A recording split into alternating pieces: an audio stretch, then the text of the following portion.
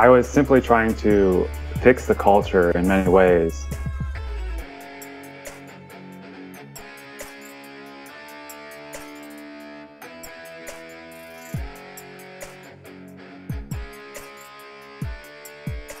Wow.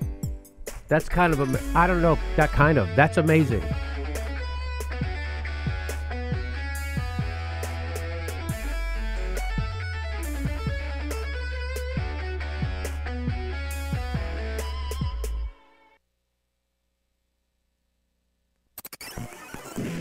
The Majority Report with Sam Seder. The destiny of America is always safer in the hands of the people than in the conference rooms of any elite. Sam Seder. They are unanimous in their hate for me, and I welcome their hatred. We must guard against the acquisition of unwarranted influence, whether sought or unsought, by the military-industrial complex. The Majority Report with Sam Seder. If I get the feeling you've been cheated.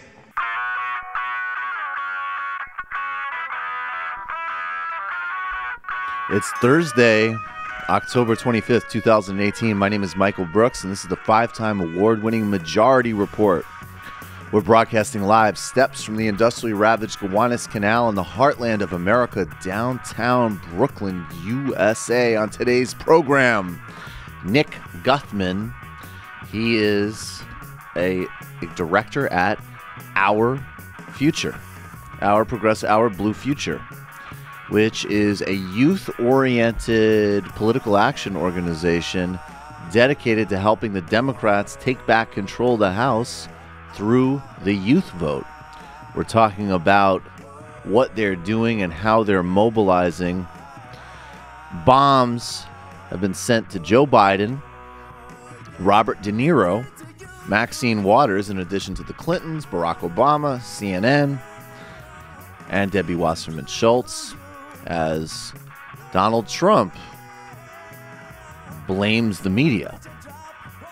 Federal judge blocks Georgia from throwing out absentee ballots based on on signature mismatches in one small reversal of Brian Kemp's apartheid-style war on voting rights in Georgia as he attempts to save himself from the Stacey Abrams surge.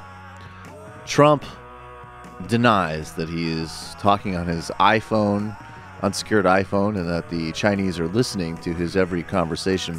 What new information would you learn? Maybe slightly more overt admitting of crimes or something?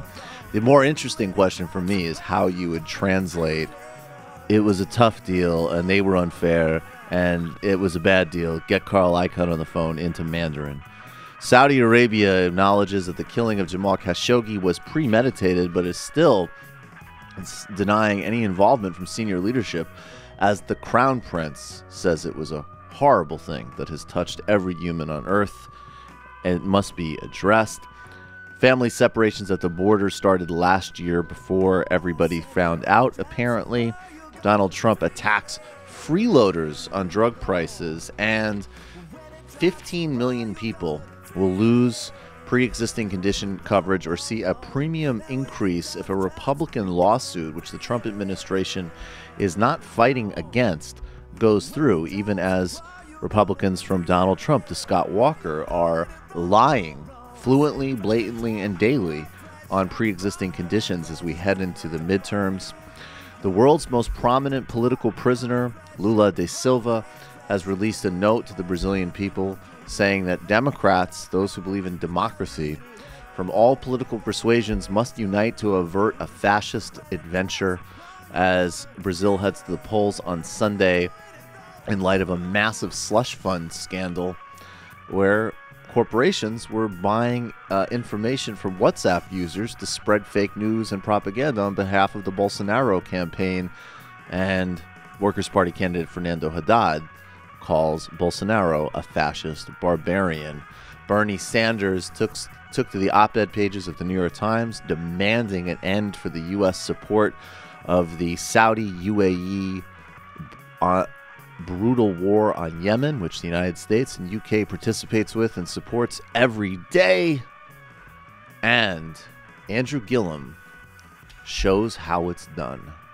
All that and much, much more on today's Majority Report, Boys Club edition, with myself, Matt Leck, Brendan Finn.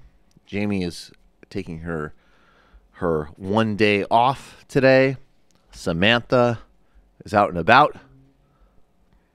I was thinking of right-wing Mandela, who I think right-wing Mandela, who many of you may not know that character, but it goes back to Rick Santorum comparing the struggle against Obamacare to the struggle against apartheid when Mandela died. And then we decided that basically I decided Mandela would just become a right-wing pundit. I think the next iteration for Mandela, the next place for that character to go is he becomes Joe Rogan.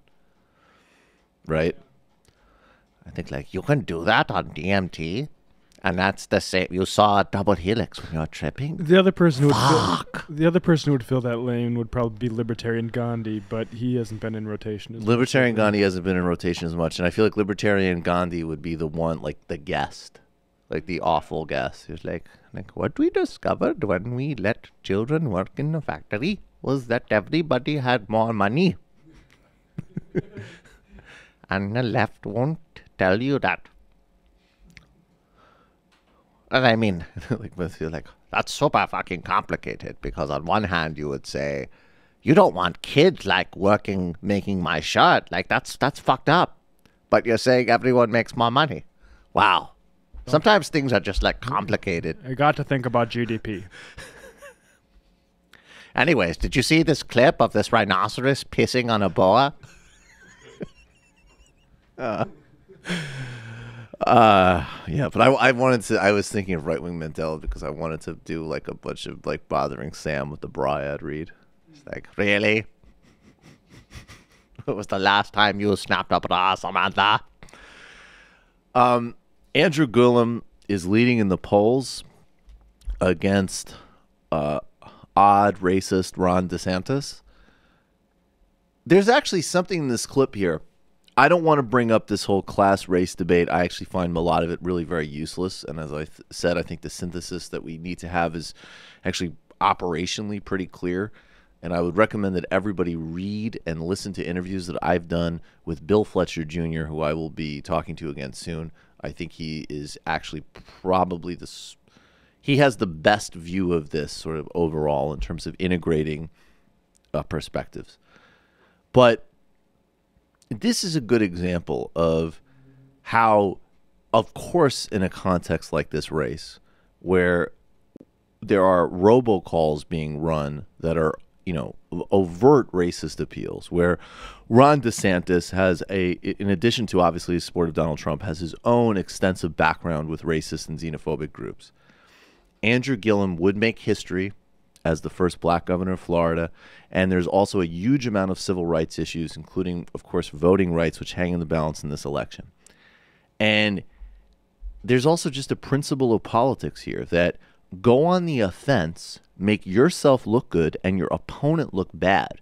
And in this exchange, in addition to the rightness and the beauty of how well Gillum owned DeSantis here, think to yourself, outside of that core of Republican voters who are white identity politics driven, what normal person, including people who they might not be as woke as you, whatever. This is where I get annoyed with the identity side. They might not be on board with everything. They might not use the right terms, whatever. But they are very, you can appeal to them on justice and rightness. And also just who's a more appealing human being. What normal person outside of that white identity politics base is going to watch this exchange and not come away backing Andrew Gillum? Let's watch this from last night. It was incredibly impressive. On live TV in August, on the first day of the general election campaign, you said of Andrew Gillum's run for governor, quote, "The last thing we need to do is to monkey this up by embracing a socialist agenda." Fox News quickly disavowed your words, saying, quote, "They do not condone the language." Now, you called some of this response absurd. You've made appearances at 4 of David Horowitz's Freedom Center events. Again, 4 separate times, 4 speeches. Among some of Mr. Horowitz's statements, quoting here, "This country's only serious race war is against whites. You know, I'll ask the questions. It's not a McCarthy game, and I'm giving it. Wait for the question, sir. Okay. He also said, if blacks are oppressed in America, why isn't there a black exodus? Now, in 2015, in your speech before the Freedom Center, you said of Mr. Horowitz, David has done such a great work, and I've been an admirer. I've been to these conferences in the past, and I've been a big admirer of an organization that shoots straight, tells the American people the truth, and is standing up for the right thing. Those are his words. Here's my question. He had not even made those statements then. Yes, he had, sir. The first statement was made many years ago. I mean, how the hell am I supposed to know every single statement somebody makes? Here's the deal. Look at the way Gillum looks at him when he squeaks like that. Yes. And this, by the way, this is all Jordan Peterson dominance hierarchy stuff, and he's right about some of this. So look at the body language. Look at who looks better on TV. Look who's whiny and defensive. Look who's calm, collected, and clear. Made those statements then? Yes, he had, sir. The first statement was made many years ago. I mean, how the hell am I supposed to know every single statement somebody makes? Here's the deal. Let me just say this straight up. You know, I've lived my life, whether it's athletics, whether it's military, whether it's serving as a prosecutor. You know, when I was downrange. Pause it. Yeah, serving as a Florida prosecutor would be a great indicator for the sensitivity to racial justice issues. Also, I bet. Going to the Kavanaugh, like I played varsity sports with blacks. Yeah, right. Actually, if you read Christian Piccolini's book, who we have on the show, he talks about one of the first disconnects he had between being a skinhead in high school was playing football with black players, and he was able to put aside his literal skinhead membership to win some games.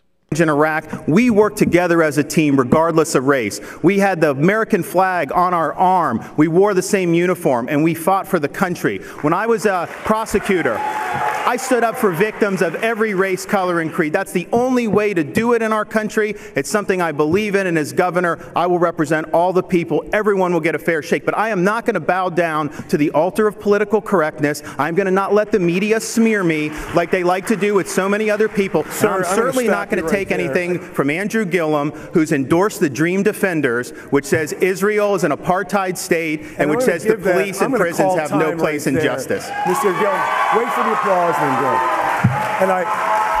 And Mr. DeSantis, I'll point out, I wish you would have waited for the question, because I had a question and it's not what you think it is. Mr. Gillum, I'll give you a chance to respond now. Well, let me first say, my grandmother used to say, a hit dog will holler. And it hollered through this room. Mr. DeSantis has spoken. Hey, first of all, he's got neo-Nazis helping him out in this state. He has spoken at racist conferences. He's accepted a contribution and would not return it from someone who referred to the former president of the United States as a Muslim, N-I-G-G-E-R. When asked to return that money, he said no. He's using that money to now fund negative ads. Now, I'm not calling Mr. DeSantis a racist. I'm simply saying the racists believe he's a racist. Mr. DeSantis. Boom. If I would ask the audience to please let Mr. DeSantis now respond. The conference I attended was keynoted by a Medal of Honor recipient. And of course, it's perfect because he goes actually to the most pathetic form of identity politics there. There's one person playing identity politics the way people use the term pejoratively in that clip, and that's him. The pejorative critique of identity politics is that everything else is subordinate purely to your identity. Your positions don't matter, your arguments don't matter, your identity is the only thing that matters. And to the extent that that's ever true, that of course is either an incomplete picture or just wrong. And the only person that's doing that is him. I played sports. I was in the military. I prosecuted. There was a vet there. Andrew Gillum is appealing to a broad set of people who, even if they aren't, they might like to think that they might want to actually get to a place that's ethical and correct with regard to opposing racism.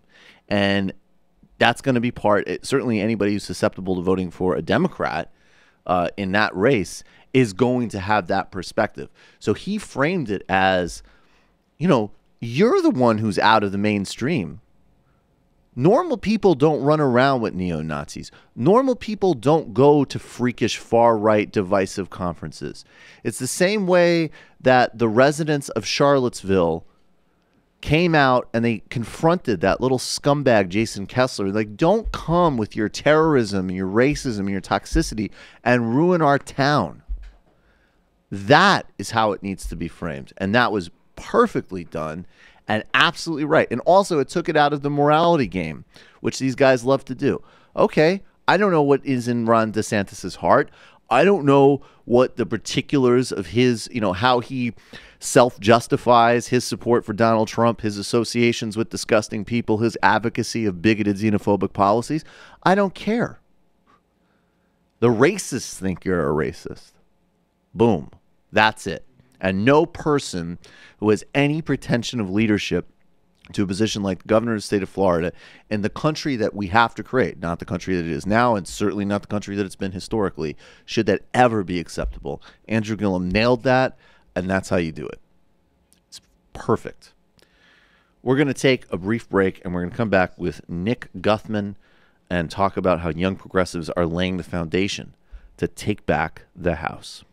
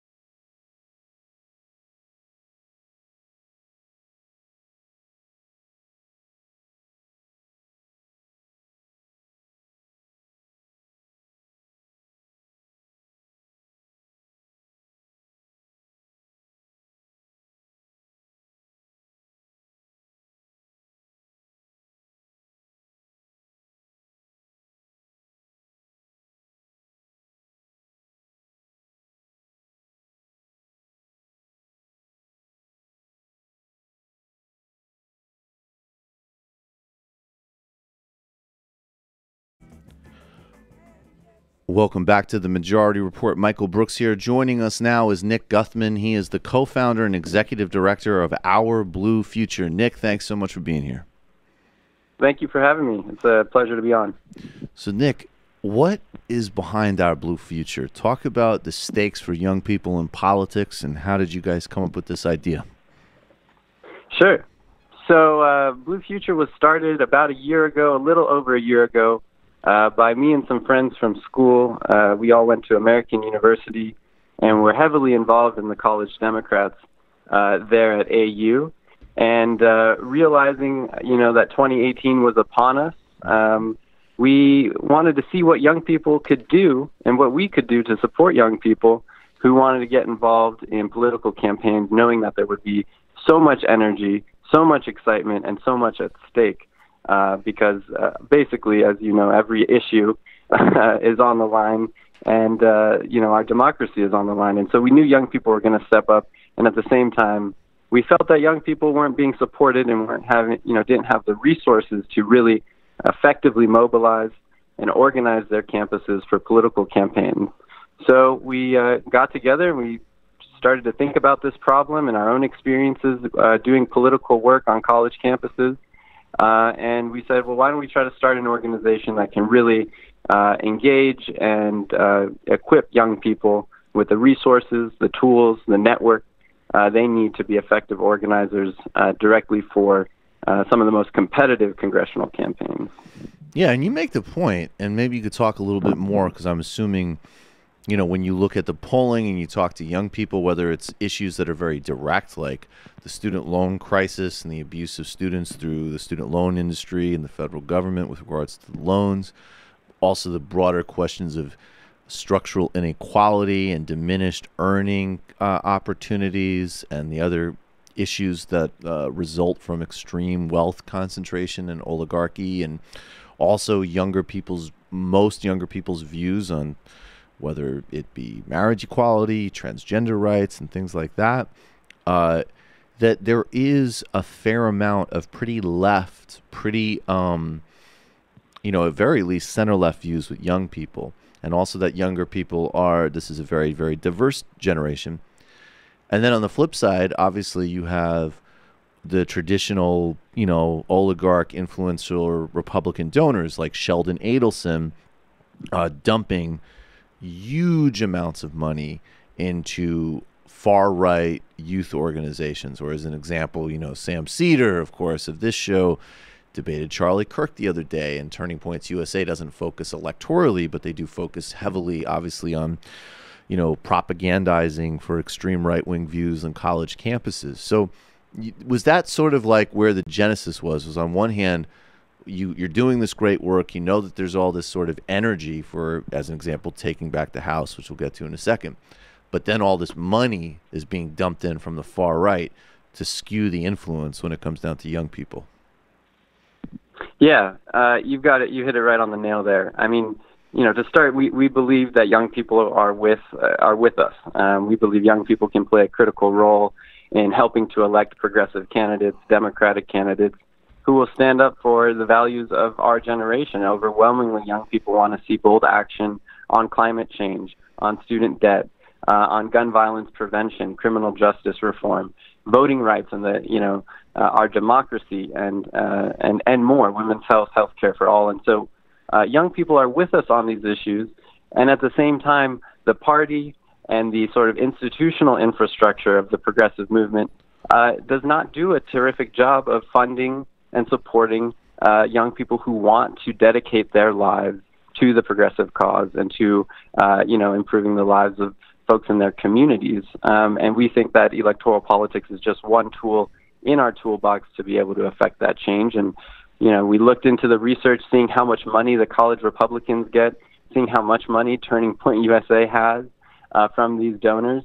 There really isn't anything of the sort on the left. And so we said, well, we should try to fix that problem. We should see what is possible. And we've had, a good amount of success here in our first year, raising almost $100,000, supporting over 25 students across 19 different congressional districts who are, mobilizing hundreds of thousands of volunteers, registering even more voters, and getting out into the field.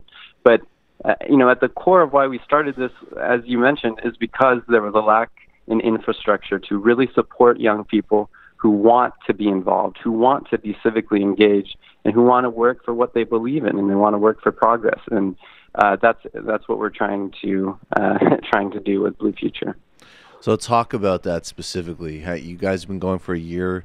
Where is most, I'm assuming, obviously in contrast to these other, the right-wing groups, which can just go to these big donors, and it's just like investing in your own future. Basically, if you're a donor who's concerned about removing environmental regulations and getting more tax giveaways, and then you can kind of fund these kids to go, basically do your work, which will end up making you more money in the long run. Where are you getting your money from? And then talk about how you chose and how to deploy your people and what races specifically you guys are focusing on and organizing around. Yeah.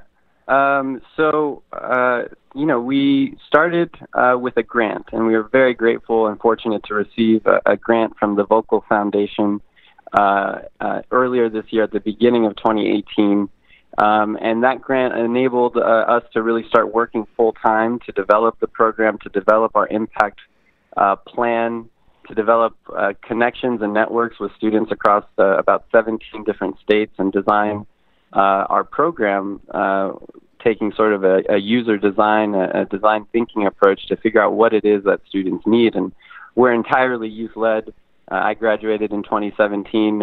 Half of our co-founders are still in school, and the rest just graduated last year. And so we had a lot of experience coming into it, knowing how we could best support students, and we wanted to, make sure that everything we were doing was in the service of what students actually needed. And so we got started. We had the plan, and then we started raising money. A lot of small dollar events. We've had 3 different fundraisers, sort of happy hours, mostly with young people contributing 10, 15, 20 bucks. And we've received the support of a couple other PACs and organizations who are working to elect many of the same candidates that we're working on.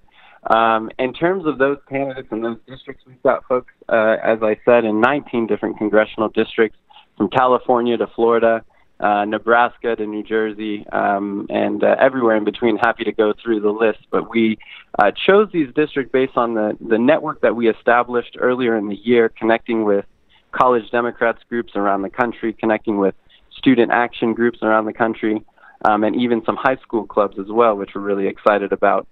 And at the same time, we took a look at the Center for Information and Research on Civic Learning and Engagement. The acronym there is CIRCLE, and they do research on youth engagement, youth civic engagement, and they put out a list, I think back in April of 2018, of 50 districts around the country where if young people vote in higher than expected percentages, and if we really make our voices heard, young people will make all the difference in helping to elect one candidate over the other. And so all the districts that we're in are these sort of CIRCLE target districts where young people can really make a difference. And so we're excited to be supporting folks in those districts and getting the word out that these are places where if we all band together, if the young people unite, the young people will win. I know this is a hard question because you don't want to, pick amongst all your kids, right? So yeah, all these are great candidates and great races, but can you give a couple of examples of a couple of specific races you guys are targeting, who the candidates are, what you guys are specifically doing for them, and what the sort of dynamics of the races are like?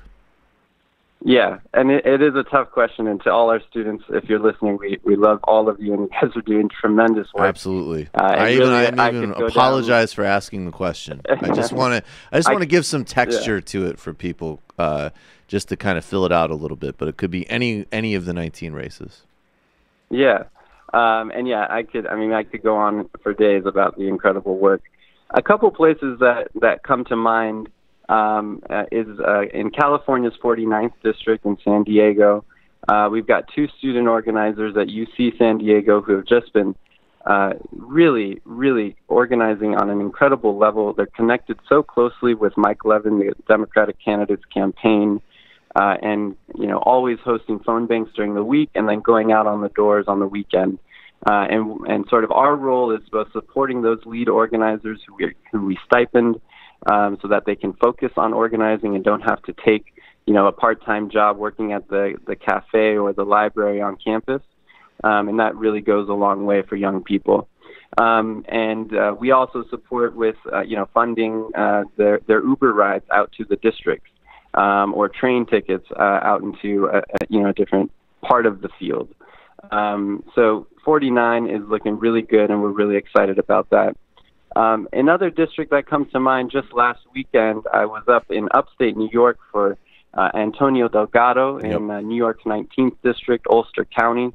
And what our students did there was very innovative, very unique.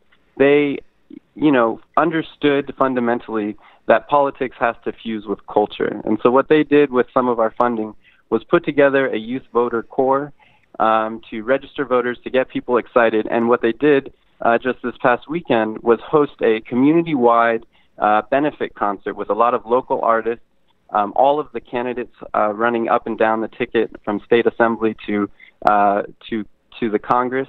And there were over 1,500 people from the community there. They used our funding to help galvanize that event, and they ended up raising over $50,000 for the local Planned Parenthood and local immigration group. And it was such a joy to be with them and to be, to witness what that community is doing around such an inspiring candidate in Antonio Delgado.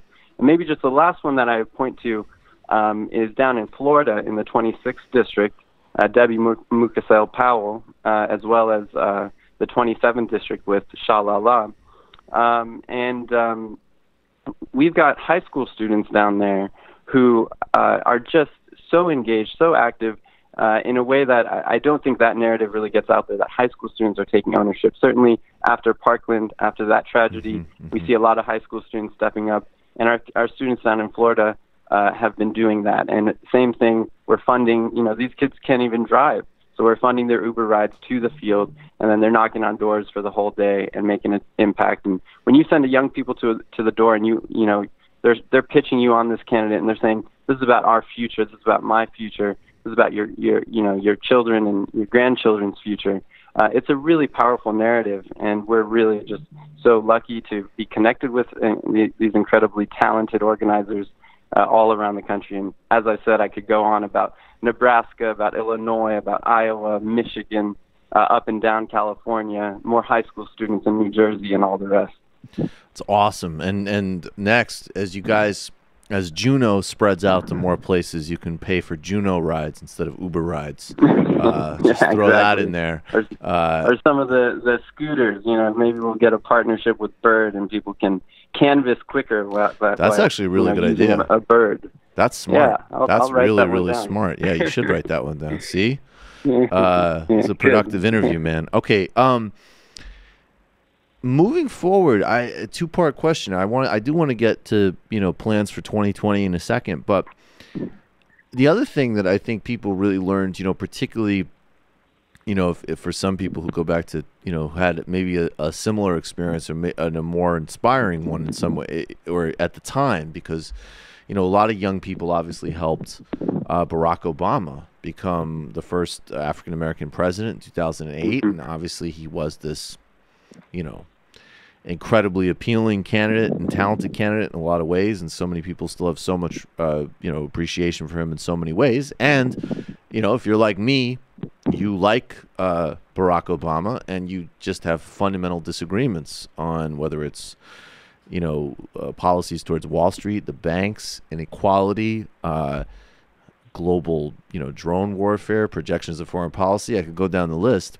And I think one of the things that people learned was you need to have some type of constant and antagonistic but also supportive relationship with those in power, whether you're young Democrats, and then certainly I think groups like DSA's growth is incredibly helpful for this. That's another group that I think would be great if you guys were talking to as part of this really broad out center left through socialist coalition that we need. And so that you could really play a smart game where you're getting Democrats into office, which absolutely needs to happen, but then also having a strategy for accountability so that student debt relief happens, so that serious climate change plans happen, and so on and so forth. So do you guys kind of have like a thought process for, say, even just the next year? I mean, and obviously, 2020 starts, and this is one of the problems, is everything just gets compressed into these electoral time frames. And maybe this is even more relevant after 2020 if we do what we need to do and elect a Democratic president. But how you guys can continue this in a way that means like almost just like sort of the youth side of a left movement holding power accountable so that real things happen for people? Yeah, it's a great question, and thanks for raising it. And, we should say that, the Democratic Party is not perfect, but elections have consequences, and I think we saw that especially in 2016, and we felt that most recently with Brett Kavanaugh's nomination to the Supreme Court. Yep. And so our students, are totally fired up around these Democratic candidates. Whether they're perfect or not is a different question, and we're, really excited to be able to be in a position in 2019 to hold them accountable. But we support our candidates, and we believe in them because we know that they'll stand up for our values most of the time, if not all of the time. And in terms of our sort of plan for accountability, certainly connecting with other youth-led advocacy groups. We're new, we're still learning, and our focus has been mostly on the election. So we want to connect with other youth-led advocacy groups like DSA, like the Alliance for Youth Organizing and Youth Action, just to name a few, and figure out what we can advocate on, and go back to our candidates and say, hey, remember, we helped get you elected. We dedicated, over 2,000 volunteer hours to your campaign. What can we do about student debt? What can we do about democracy issues and voting rights and expanding the franchise for all people, and especially young people? How can we get same-day registration so that students who often have a million things going on and realize, I can't vote if I'm not registered? Well, why don't you go down to the poll and register the same day? So we came out with sort of policy proposals around mostly democracy and civil rights issues, although certainly expect to be advocating around a host of different issues as they come up, climate change, gun violence, healthcare, and the rest. But in terms of 2019, we want to put that into play, and this year we're funding a lot of electoral work. Next year we see the model being the same, and we want to fund students to organize around the issues and have lobbying meetings with their with the candidates that they helped elect. Bring them out to D.C. for a youth-led day of action on Capitol Hill or something of the sort. And so we really see it as a continuing to build political power for young people, continuing to trust young people to be civic leaders in their communities, to be demanding a better system, and expanding the base of young people who we can then circle back to in 2020 and say, okay, well, now it's really all on the line. This is our chance to put our country back on the right path, and here's how we're going to do it. How can people connect with you? Obviously, particularly students and other young people. There are a lot that watch and listen to this show. How can they get involved now and moving forward with Our Blue Future? Yeah, that's a great question, and thanks for raising it. So, folks, we encourage everybody to follow us on social media, on Facebook, on Twitter, on Instagram. Look up Blue Future on all of those platforms, and we should pop right up. Folks could also email us at hello@ourbluefuture.us. We're very responsive and would love to connect with young people, old people, every people, to discuss how we might be able to partner, collaborate, and expand our political power as young people and as progressives. So that's hello@ourbluefuture.us. Nick Guthman is the co-founder and executive director of Our Blue Future. Check it out.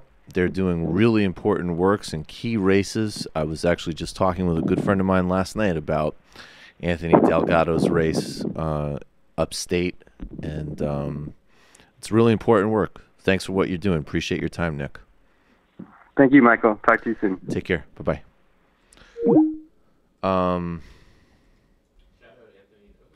Shout out Anthony Delgado, fellow Colgate grad. Yeah. Also, negative shout out to Claudia Tenney, also Colgate grad, who called the school a crazy left-wing school, which is also not true. That's not what I'd call it. Who's Claudia Tenney?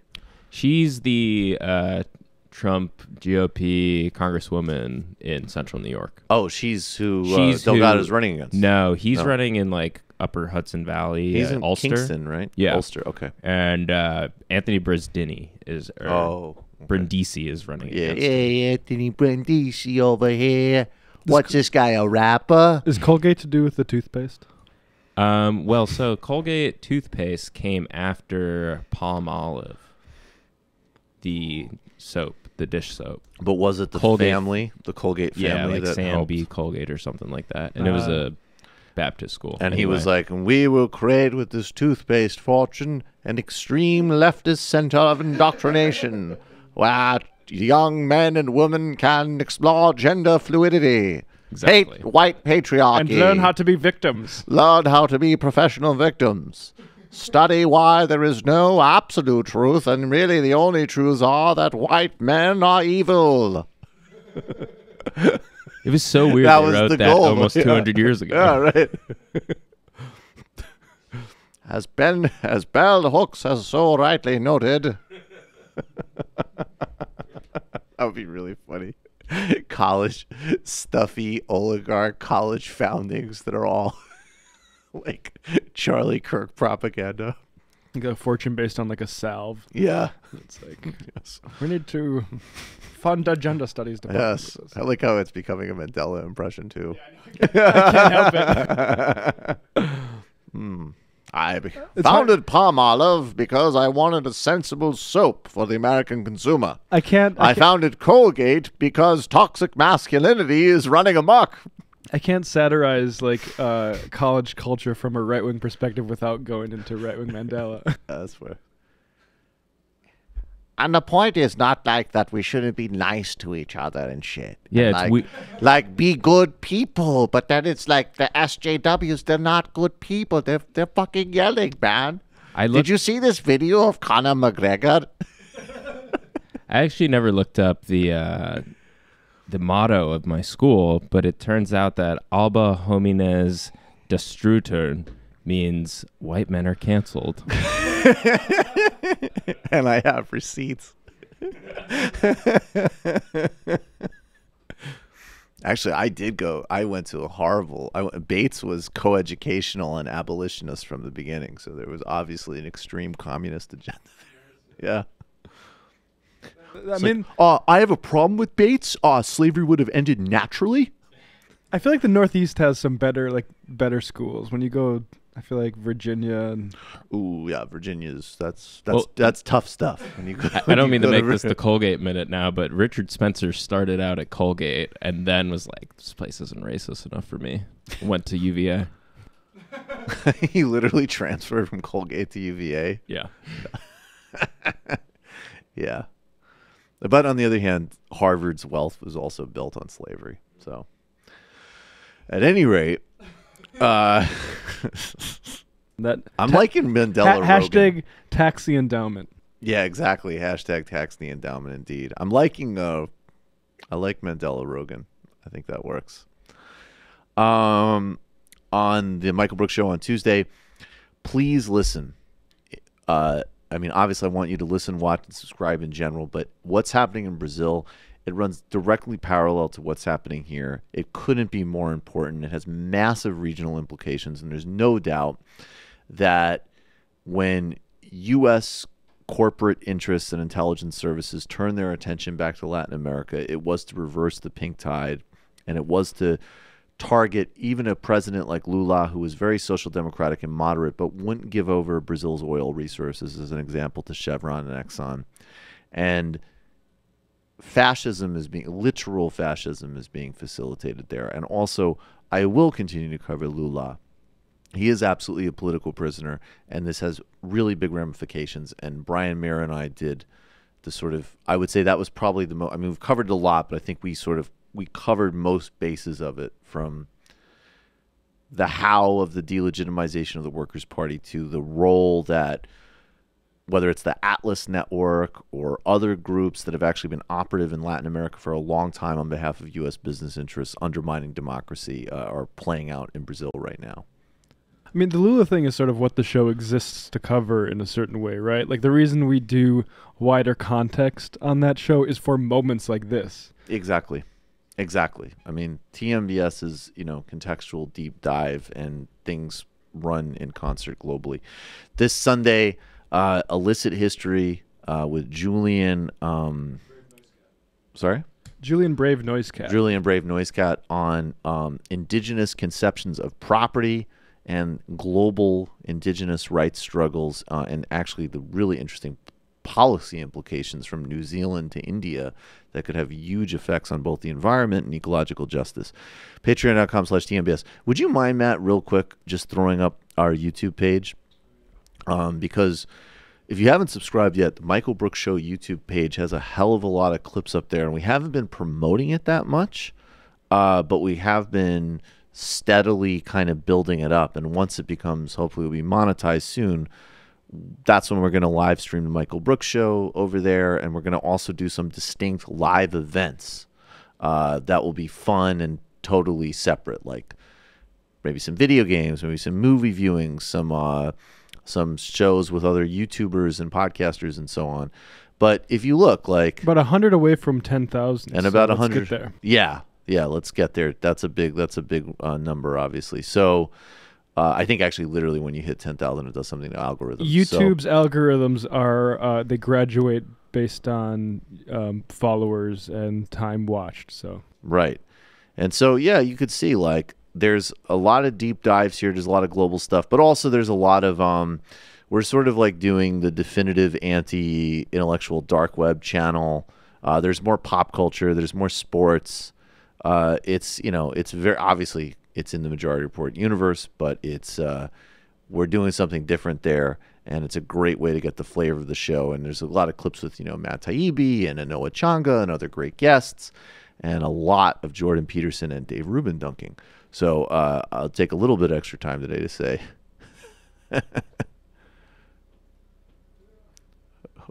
What are you trying to show? Oh yeah, good stuff. So yeah, please go to Michael Brooks Show YouTube, hit that subscribe button, and share away. And yeah, get Literary Hangover up there too. That's another great YouTube channel. And Matt, take us through Literary Hangover. Well, the new episode isn't quite on YouTube yet. It takes a bit of time for me to make the videos for those. But the new episode is actually one that I did on my own. It's about an hour on the Pequot War, or I think is betterly known as the Mystic Massacre. It's basically to summarize, the first genocide in New England. Yeah, check it out. I'm really happy with how it came together. I was pretty nervous I stitched together a couple documentaries, a couple academic articles, and a couple audiobooks. So a wide range of media to help that I use to understand the incident. And yeah, I hope people, and let me know how you reacted to it too. I'd be curious. But yeah, Patreon.com/literary hangover.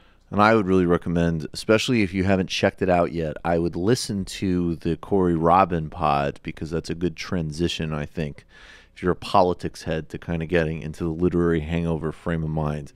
And also, at some point, we're going to do some type of literary hangover / TMBS YouTube crossovers. So those will be like fun, not too long, but, fun standalone events, like watching Matt and I do drugs together as an example.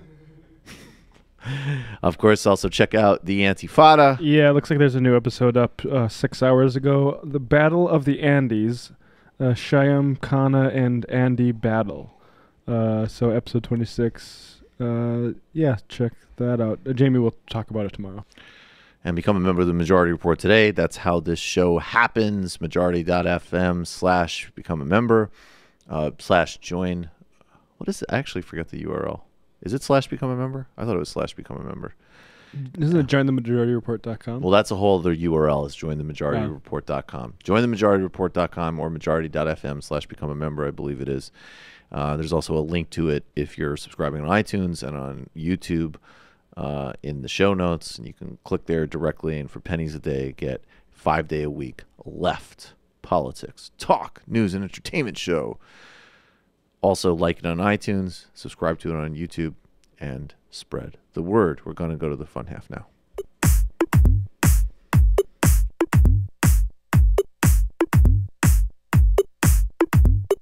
Jamie and I may have a disagreement. Yeah, you can't just say whatever you want about people just because you're rich. I have an absolute right to mock them on YouTube. He's up there buggy whipping like he's the boss. I am not your employer. I'm tired of the negativity. I'm sorry, I didn't mean to upset you. You're nervous? You're a little bit upset? You're riled up? Yeah, maybe you should rethink your defense of that, you fucking idiots. We're just going to get rid of you. All right. But dude, Dude. You want to smoke this joint? Yes. Do you feel like you are a dinosaur? Some good shit. Exactly. I'm happy now. It's a win-win. It's a win-win-win. Oh, hell yeah. Now listen to me. 2, 3, 4, 5 times. 847-906-501-457. 2, 38, 56, 27. 1/2. 5 8s. 3.9 billion. Wow. He's the ultimate math nerd. Don't you see? Why don't you get a real job instead of spewing vitriol and hatred, you left-wing Limbaugh? Everybody's taking their dumb juice today. Come on, Sammy. Dance.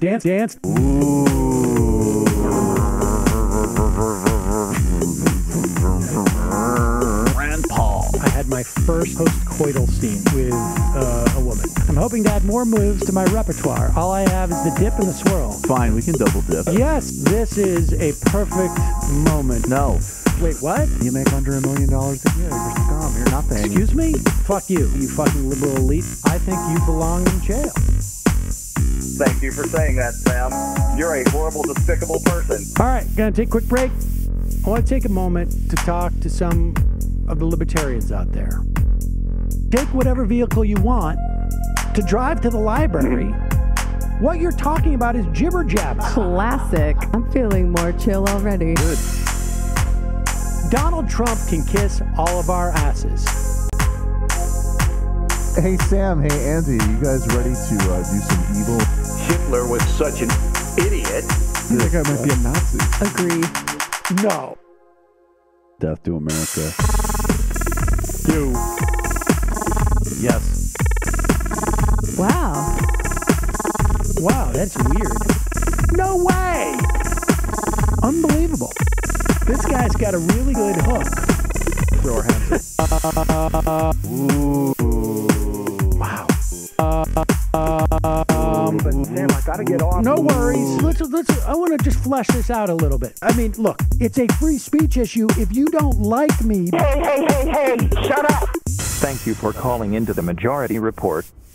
Sam will be with you shortly. Very earnest, and it's very practical, which I like. And it was sort of like, to me, it was a way of giving a little bit of... All right. Welcome back to the fun half. When was I back? People didn't hear that death threat, right? Welcome to the fun half, everybody. Let's start. If we're ready, we're going to take a call out of the gate.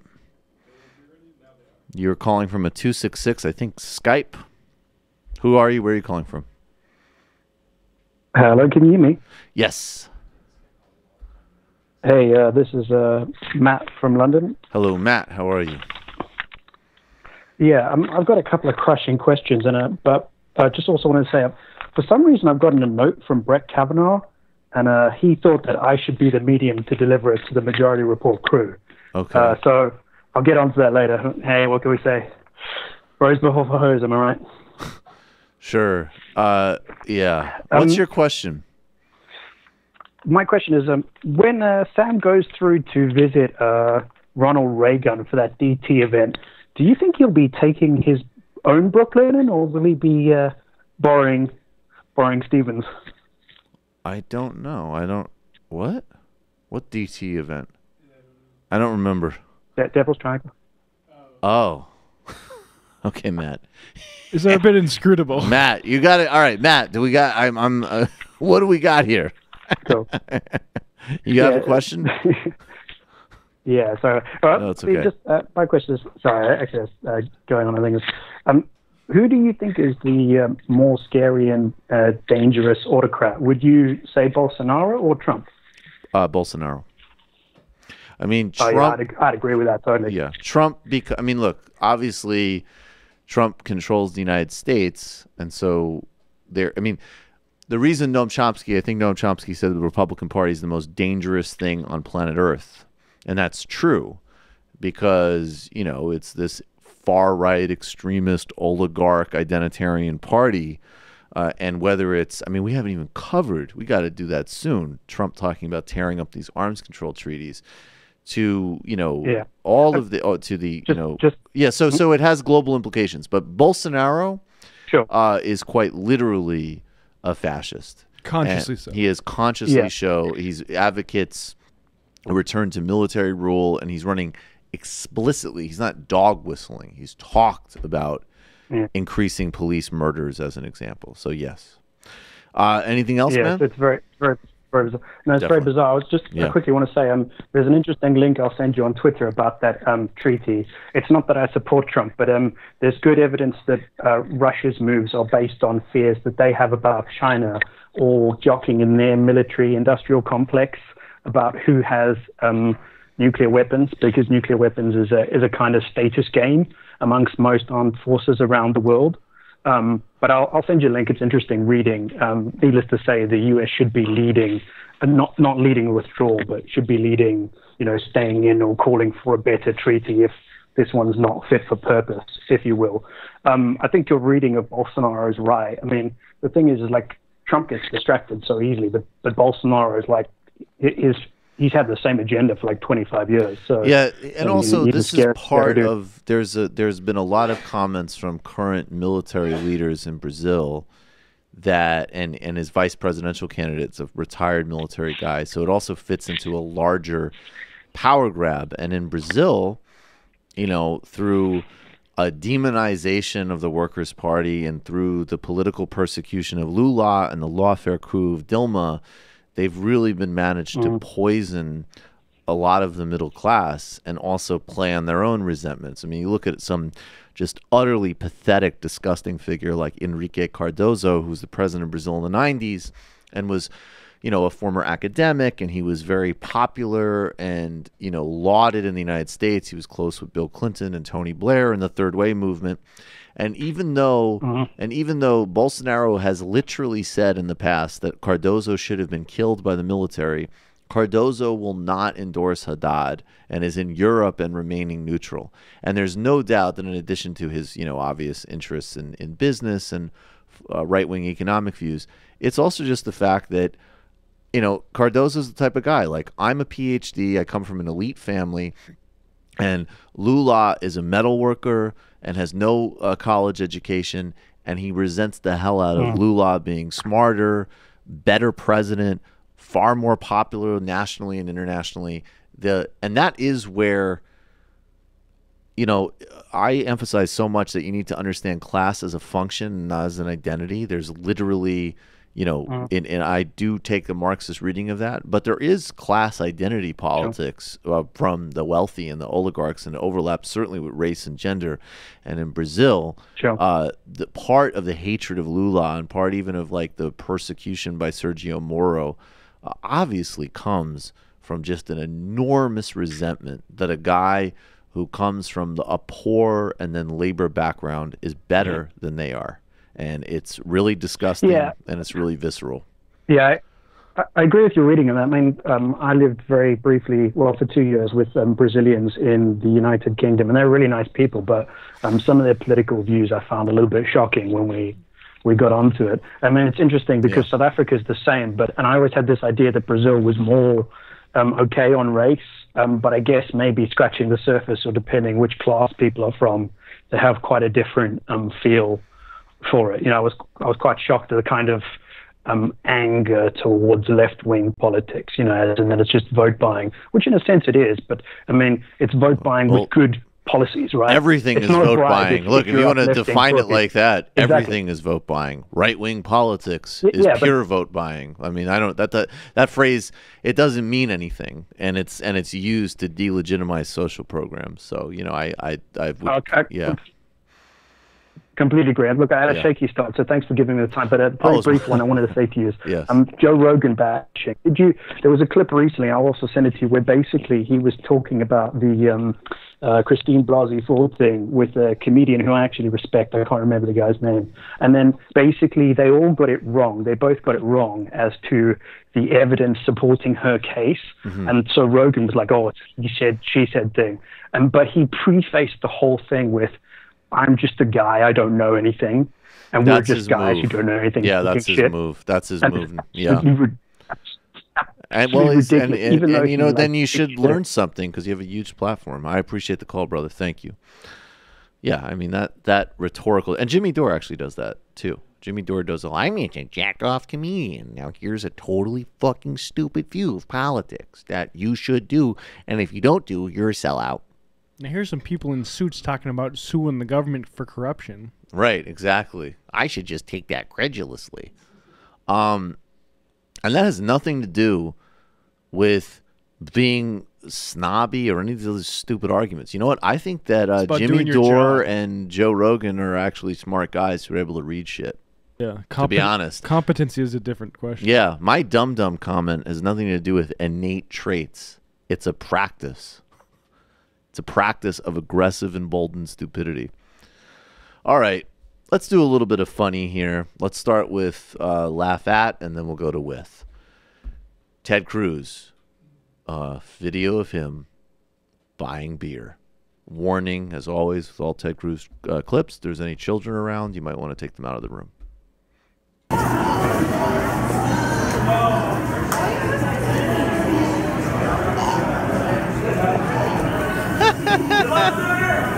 Thank you, sir. Thank you very much. Watch the way he says hi to people who didn't say anything to him. What do the guys say?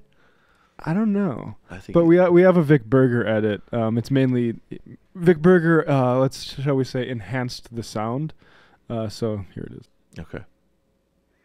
You suck. Get the fuck out of the store. Get the fuck out of here. Find him. Thank you, sir. That's how Ted Cruz should be leading. I don't understand how even if you're voting for him, you don't see him and go lying Ted. Yeah. Like, what other way would there be to greet Ted Cruz besides lying Ted? I miss those days when the guy lying Ted. You got to replay that clip sometime. With those, I'm looking for it. It's not on this computer. Those anymore. biker dudes who supported Trump, and then all of a sudden, out of nowhere, we're just like, "You're talking about killing innocent people in Syria. Yeah. I don't think that's very decent of you, lying Ted. You goddamn immigrant." All right, and this is an important. We should cover this more. There's an important ballot initiative in California to create a public bank. Every state needs a public bank, and of course, all the Wall Street banks should have been nationalized after the crisis. Should be nationalized today. But vote yes on B for a public bank. This is an L.A. rally, and James Adomian, the impressionist, took his Bernie impression out to support the initiative, and this is pretty funny. Sing with me if you know the words. When we find ourselves in economic crisis, Franklin Roosevelt comes to me, urging public banking, Measure B. When Wall Street institutions favor the top 1% of 1% of 10% of 1%, Measure B. Do-dum, do-dum, Measure B, Measure B. Measure B, Measure B, a public banking option, Measure B, everybody now, Measure B, Measure B, Measure B, Measure B, a public banking option, Measure B, dum, dum, dum, thank you very much. If anybody's got bus fare, I've got to get to the Amtrak station. That's great. Another thing that you're voting on in these midterms, and something that absolutely will be make or break with Democrats taking the House, in addition to Mitch McConnell gearing up to slash Medicare, Medicaid, and Social Security, is, of course, protecting people with pre-existing conditions. And I think it should go without saying that, of course, even if you know that ultimately we need single-payer, universal government health care in this country, that you never risk people's lives on the road. And protecting people with pre-existing conditions, I know personally of people whose lives have been saved as well as significant amounts of money.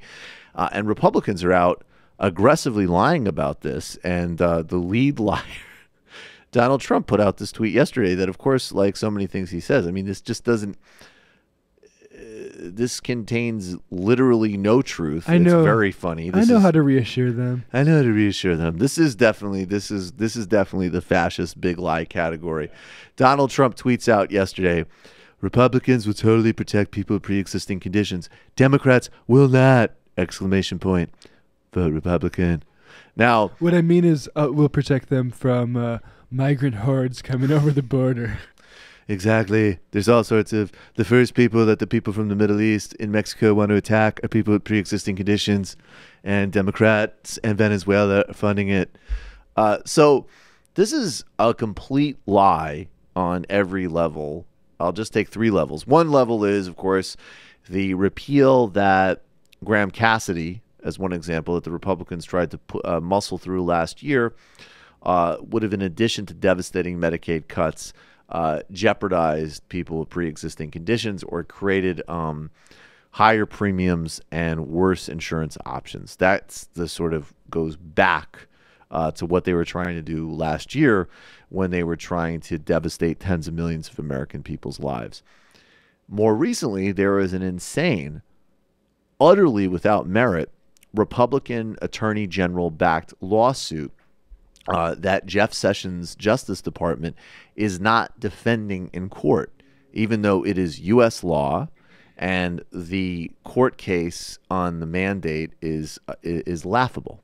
And you still have Republicans, including Republicans from states that are literally supporting this lawsuit, suggesting that they will protect pre-existing conditions. It's, of course, a complete lie.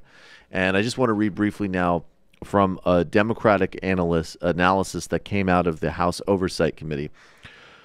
If a Trump, and this is reported on The Hill, if a Trump administration-backed lawsuit against Obamacare succeeds, more than 15 million people could either lose their health coverage or face premium increases as a result of their pre-existing conditions, gender, or age, according to a new report released by congressional Democrats on Wednesday. The report released by the Democratic staff on the House Oversight Committee serves as a counterpoint to claims by Republicans heading into the midterms that they will protect people with pre-existing conditions. The Trump administration is supporting a federal lawsuit brought by 20 GOP states' attorneys that seeks to overturn Obamacare's protections for people with pre-existing conditions. In his letter informing Congress of this decision not to defend Obamacare in court, Attorney General Jeff Sessions said he was acting with the approval of the President of the United States. He did not offer any alternative protections for individuals with pre-existing conditions.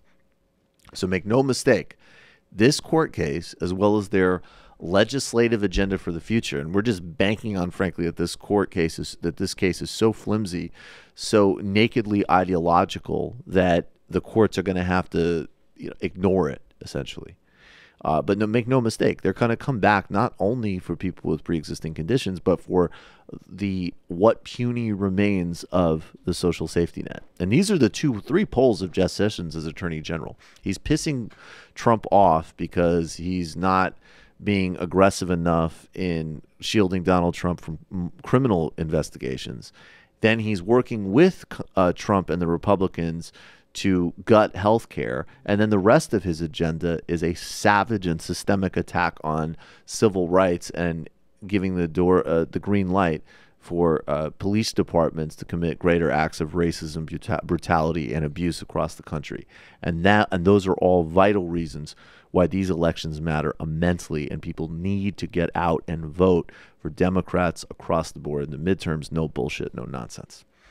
And I have to say, speaking of no bullshit, no nonsense, Eric Holder does a good job here. We don't play this game of because somebody has been wrong. In fact, Eric Holder, in many respects, has an awful record as Attorney General. His record with Wall Street is abysmal. His record with civil rights was good. And we cover everything, and we recognize the importance of everything on this show. So with regards to a broader coalition that spans from the center to the center left to socialists, I'm looking for areas where we make inroads and can align. Where we don't align, I have no problem critiquing. I actually I don't think anybody actually pound for pound has done as much coverage of the failure of the Obama administration to hold Wall Street criminally regulatory accountable as this show. When I first started on this show in 2012, which was Obama's reelect, Sam was still covering that aggressively, even as obviously he was advocating voting for Obama over Mitt Romney. So, you know, save it and look at these things maturely. In this context, when it comes to voting rights and when it comes to the midterms and specific vital races like Stacey Abrams in Georgia, where there is a vicious full frontal assault on civil and voting rights, Eric Holder's in the right, and he's also articulating it well on television. Here he is with Don Lemon. You said earlier this year the blue wave will hit a gerrymandered seawall, presumably districts drawn by Republicans to keep Democrats at bay. Just 2 weeks out, can the Democrats overcome that? I think the Democrats can overcome that if we have a really substantial turnout. But I'm concerned that this seawall of gerrymandering might stop that blue wave from getting to the shore. And I point to Virginia, where Democrats beat Republicans by 10 percentage points last year, but were unable to take back the General Assembly. So then what's to do then? Because oftentimes when these cases go to the court, they lose. Well, there are a number of things. We at the National Democratic Redistricting Committee are coming up with ways in which we put in place these independent commissions to draw the lines as opposed to having politicians choosing their voters. We're filing lawsuits where that is appropriate. And then again, there's a direct electoral consequence. You can get past some of this gerrymandering if you have really, really substantial turnout. But you shouldn't have a system where you have to have substantial turnout. It ought to be whoever gets the most votes should win. It's surprising that the smallest number of people, I should say it's not the majority who is actually running the country, it is the minority. And states where there are fewer representatives, fewer people, are actually deciding what's good or what's bad for the entire country. Well, I think there are a whole bunch of things that we need to focus on. I mean, with regard to gerrymandering and voter suppression, you are seeing a minority in this country taking power that is not legitimately theirs. A minority of people are taking majority power and running things for the rest of the country, and frankly, taking positions that most of the rest of the country does not favor. In a really simple way, that is where you could track obvious parallels between economic power and oligarchy, racism and structural oppression, gender and structural oppression.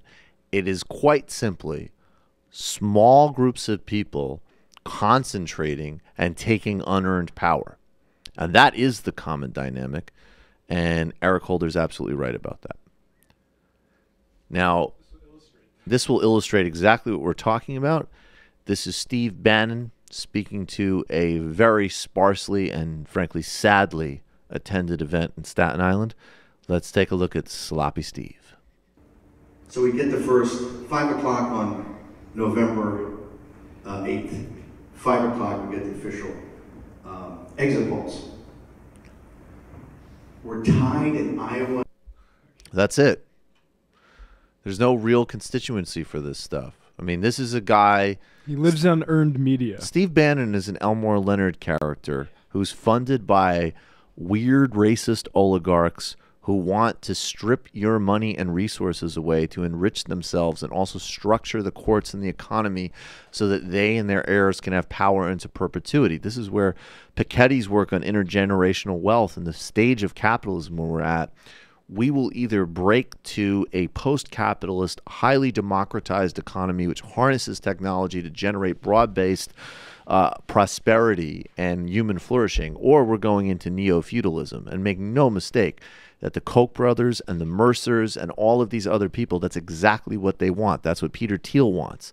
It's feudal, it's fascistic, it's anti-democratic in favor of markets, and it's not even pro-market in any sense that people might use it in a vernacular in terms of competition. It is structural setting of monopolies that are insulated from any type of labor, legal, or policy challenge. That's it. And there's no doubt Steve Bannon does a good job at times with a fake populism. And how you respond to that is super simple, which is you disaggregate. You say, hey, I'm not an idiot. I know that the subtext of all this stuff is racial. And on the flip side, where you're right about elites and money concentration and condescension and arrogance and lack of opportunity for people, great. I agree with you, Sloppy Steve. So do you support mass reunionization of America? Are you rallying those 15 people in Staten Island to go protest the Supreme Court overturning collective bargaining rights? I thought not, as I actually think you're taking money from the most dangerous people on the planet, who want nothing more than to concentrate wealth and power for themselves, and this is just a marketing exercise. And with a proper left democratic message on all issues, we can defeat that with confidence and clarity moving forward. The market rhetoric is very interesting. Like, they like the market more and more, especially when their relative buying power becomes more and more greater relative to everybody else, right? Like, yeah, you'd really like markets too if you were a billionaire. Yeah, exactly. Markets are great if everything's preset for you. And don't ever believe any nonsense about that they're gonna they really believe in competition. Get the fuck out of here. Peter Thiel's whole book is on how to build yourself a monopoly in the Silicon Valley economy, at least in my reading. Yeah, and the idea that any sort of generic libertarian economist who would, for instance, probably still be at George Mason University, that they would come to their ideas about economics, especially like inheritance and tax and that sort of thing, and that it wouldn't be any inflected by race at all. Like, it doesn't really matter, because the point is that, like, those policies are incredibly cruel, and in order to not be aware of that, you have to have some sort of dumb insulation from like your own racism, basically, or just structural disregard. Yeah, like, well, I mean, James Buchanan, who Nancy McLean did really important work on in Democracy in Chains. Democracy in Chains is a fundamental, you got to read that book if you want to understand what's happening in the country today. And, you know, James Buchanan, not only did James Buchanan and people in Virginia perceive in the 1950s, they got it. They understood that even if they were less personally upset by Brown versus Board of Education, which a lot of them were because they were racists, but even ones that say Buchanan didn't have any sort of particularly personally effective attitudes about race, he understood that the principle that federal power in that instance could intervene to protect civil and individual and group and human rights. Well, guess what? That has major implications for labor power. That has major implications for a feudalistic top-down apartheid economy. And it did, and of course, first and foremost, it was black people, but it also absolutely affected workers and poor people across the board, and they saw that. So see what they see. And then with regards to normal people, I think there's plenty of people that can be persuaded with a simple, non-jargony, relatable, justice-oriented and self-interested message, and then you see what works. And then, yes, there is a chunk of voters that they're voting on identity issues, and it's fucking gross. And maybe some of them will change.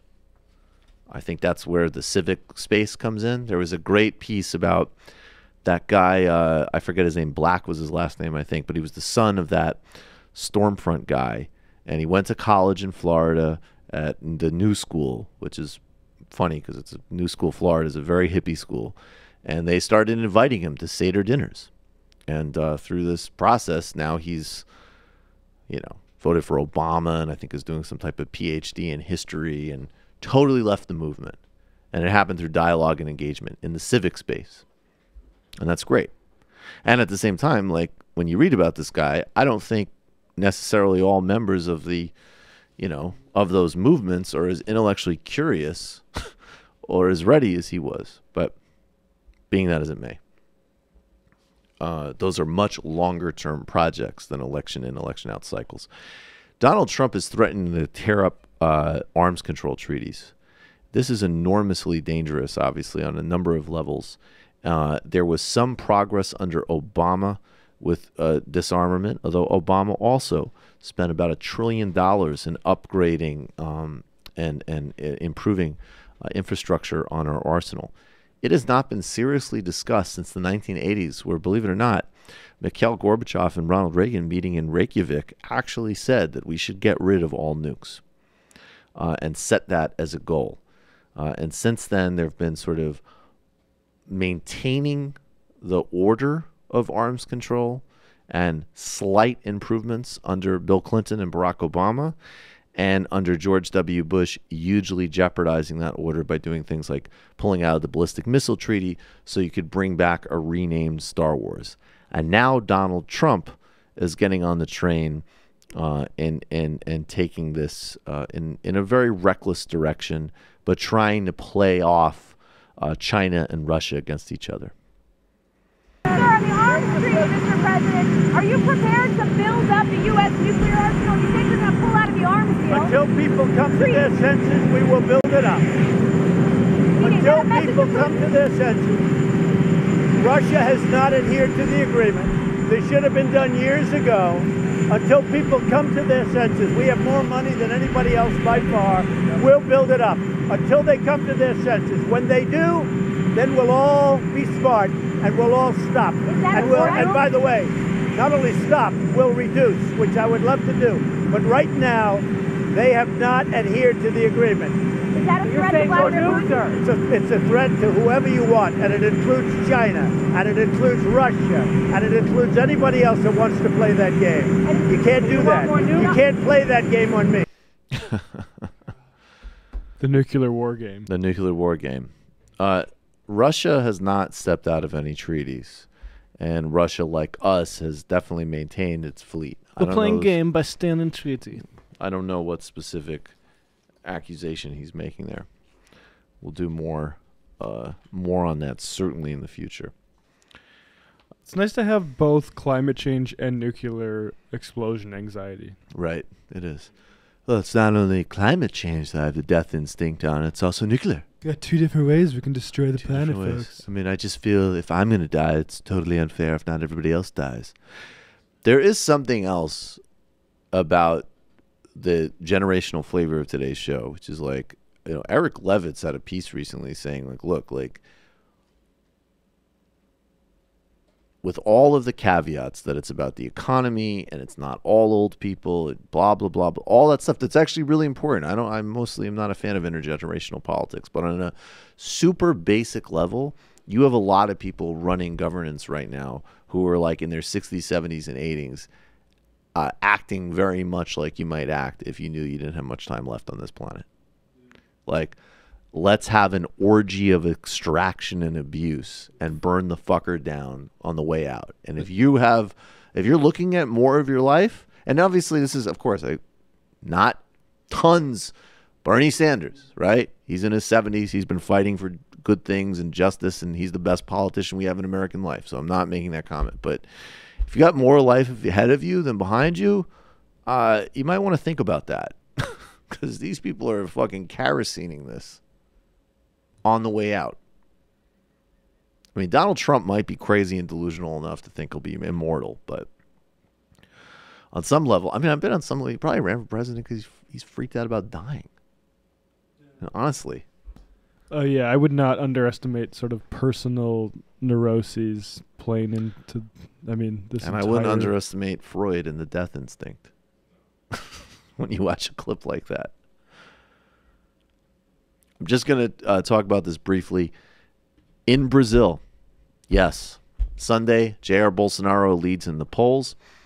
Last week, Mark Zuckerberg pulled down these WhatsApp things that were happening. What basically happened was a group of companies illegally purchased bulk WhatsApp addresses and used it apparently in conjunction with the Bolsonaro campaign, which is totally illegal, to spread fake news and lies to Brazilian social media users, including, fake pictures from protests to make protesters look like they were having like a public orgy. Satanists. And they worshiped Satan, and that there was a lot of similar agenda that you would hear here in terms of lies about gay and transgender people to trigger an evangelical response in that case. Lula da Silva has been in prison for over 200 days. This case again, and I'll say it flatly, He maintains completely his innocence, and I certainly believe him over any of his opponents and others. I'll also add that even if he did take a condo after he was president, 12 years in prison is an insane punishment, and nothing compared to the sorts of regular corruption that you'd see from many political leaders across the globe. The guy was the most successful president of modern times. He lifted 40 million people out of poverty and reset global relations in ways, including of which, if you look into it, actually helped and was a precursor for things like the Iran deal. And he would have governed Brazil in a national unifying way, but also wouldn't have indulged every U.S. corporate demand on things like Brazil's oil reserves, which is part of why the United States government and the U.S. Justice Department backed this sprawling corruption investigation, which seems to only snare left and nationalist politicians. And there's no doubt that corruption goes across the board in Latin America. But why is it that there's an Interpol notice on Alexandro Toledo from Peru? Could have to do that he didn't want to privatize. Why did they try to bring in Michelle Bachelet, a moderate social democrat from Chile? You have to look at these things for what they are and not have a sort of decontextualized, naive view of just corruption as such. Corruption exists in many different ways, and it functions in many different ways. That being said, Lula was imprisoned, and on the case specifically against him, that Judge Sergio Moro, who in a rule that goes back to the Inquisition, in Brazil, there are still cases where the prosecutor and the judge is the same person. Let that sink in. Judge Sergio Moro prosecuted and judged Lula. His wife's an oil attorney and has, I believe, endorsed Bolsonaro's campaign. And he has regularly, illegally released wiretaps and other recorded conversations in attempts to influence electoral outcomes. And the Lula conviction rests entirely on the testimony of a business executive who got a reduced sentence. There's no legal documents. There's no proof that Lula ever lived in the condo. There's no proof he ever paid bills in the condo. There's no proof that it was ever transferred to him. And basically Moro at the end of the day just said, well, he's getting sentenced because I truly believe that he took it. So, and in addition to that, he's been completely silenced. There have not been press interviews with him. He's held in solitary confinement. This is a country where drug cartel heads and murderers have TV crews visit them in prison, and they give national press interviews. Lula led by over double digits in the polls and very likely would have defeated Bolsonaro, and is in fact precisely the kind of social democratic national unifying candidate that resistance people here and elsewhere claim they want, but I don't see them, you know, crying for the release of Lula. I see Bernie Sanders, I see some good Congress people here, and I see former heads of state like Hollande and Zapatero in Europe, as well as several heads of state in Latin America and former heads of state. So let me just say, this is something you should be tweeting people like AOC. I'm surprised she hasn't called for freeing Lula yet and in solidarity with Brazil. That's something that every single self-proclaimed progressive should be talking about in the United States and following Bernie Sanders' lead on. But also moderates. Kamala Harris and Cory Booker should be talking about this, in fact. And Lula released a letter to the Brazilian people where he called for a united democratic front and to vote against the fascist adventure. Lula called on quote-unquote Democrats to defeat a fascist adventure. We've arrived, this is Lula, we've arrived at the end of the electoral process with the threat of enormous setback for our country, for democracy, and for our suffering people. It's the moment to unite people, the Democrats behind Fernando Haddad's candidacy. And then just to quote briefly from France 24, Lula would have been the man leading the PT challenge to Bolsonaro and was widely expected to win. Having previously led the country from 2003 to 10, he remains widely admired, but likewise loathed by many. And it goes on to talk about his accomplishments and so on. We cannot allow despair to lead Brazil towards a fascist adventure. And Haddad is campaigning aggressively. The margin is really is not looking good at all. This is a guy who will do all of the oil industries and Wall Street's bidding, which of course will be incredibly harmful, but also will even increase police murders in Brazil, and has made comments about beating gay children, told a fellow congresswoman she wasn't attractive enough to rape, and has made a number of racist comments against black Brazilians and indigenous Brazilians, and there's connections to Steve Bannon. So anybody with any connection to Brazil, it couldn't be more important to vote for Fernando Haddad and save Brazilian democracy. And we here really need to start leaning on our leaders and our civic networks to free Lula da Silva and to have solidarity with Brazil's left, but also anybody that still believes in democracy in Brazil and labor and human rights. Wow. That's kind of, I don't know, that's amazing. Yeah, no, that's amazing. I want to get a Lava Jato t-shirt. Thank you, Jimmy. Oh, a Lava Jato t-shirt. Actually, you know what? No bullshit. Like, yeah, Jimmy Dore should. Right in your wheelhouse, dude. This is about Hillary Clinton and Barack Obama look terrible. They played an awful role in this, going back to the lawfare coup against Dilma, getting removed on a technicality that had nothing to do even with the Lava Jato investigation. And you have a left leader that's been imprisoned by a corrupt justice system and oligarchs, and is supported by, a lot of people that I think you'd sort of say you liked. So why don't you do a few? Why don't you take one video of, I don't know, Debbie Wasserman Schultz saying something stupid, take that off the rotation, and do a little bit of solidarity with Brazilian democracy and the most important political prisoner in the world. How about that? Maybe you could even just do a tiny little correction on the uncritical propaganda video that you played in support of the investigation, which has delegitimized not only the Brazilian left, but has been using to attack center-left leaders across Latin America and has imprisoned Lula. Just a thought. But again, I'm a fucking sellout. So what do I know? You're calling from a 352 area code. Who are you? Where are you calling from?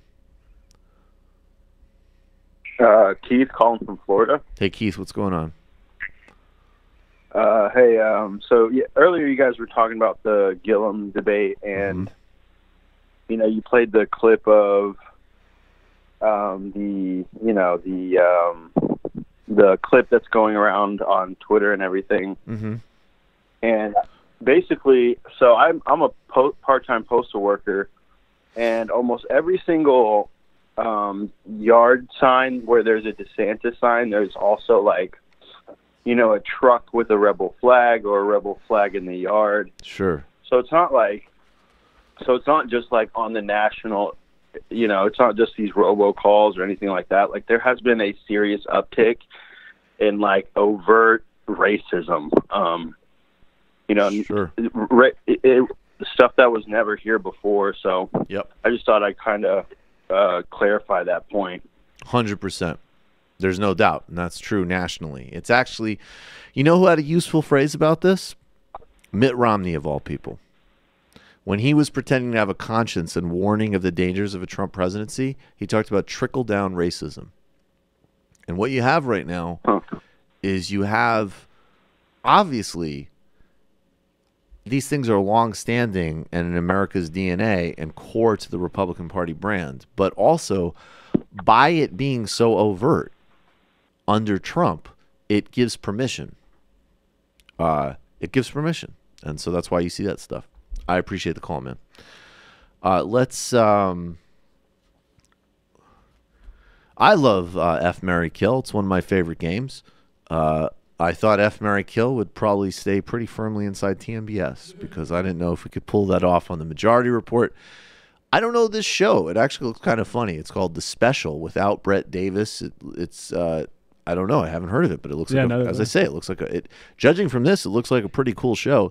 He had on our buddies, or some of our buddies, 3 of the Chapo boys on: Matt Chrisman, Virgil Texas, and Will Menaker. Somebody pointed out, I apologize. When we were doing the Ahmadinejad and I used Texas's a tweet, I called him Virgin Texas, and I apologize. So This is them getting asked a question, a very interesting question about F, marry, kill. But I have to say, it seems to me that the answer is so obvious here that it's really just kind of a softball. But we did want to play this. What do you think about the podcasting landscape right now?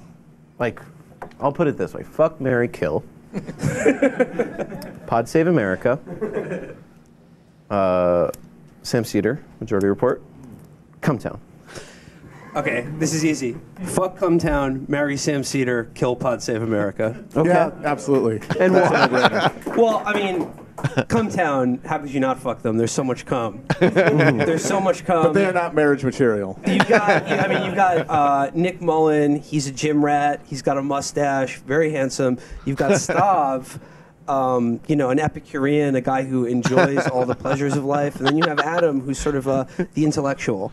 Sam Seder, absolute marriage material. Yeah, that's a guy Sam's the one you end with. That's the guy you can count on. After you've ran through Nick, Stav, and Adam. But you won't appreciate him unless you've kind of tasted. Exactly. And then kill Pod Save America. I mean, that should be obvious. It's because they deserve to die.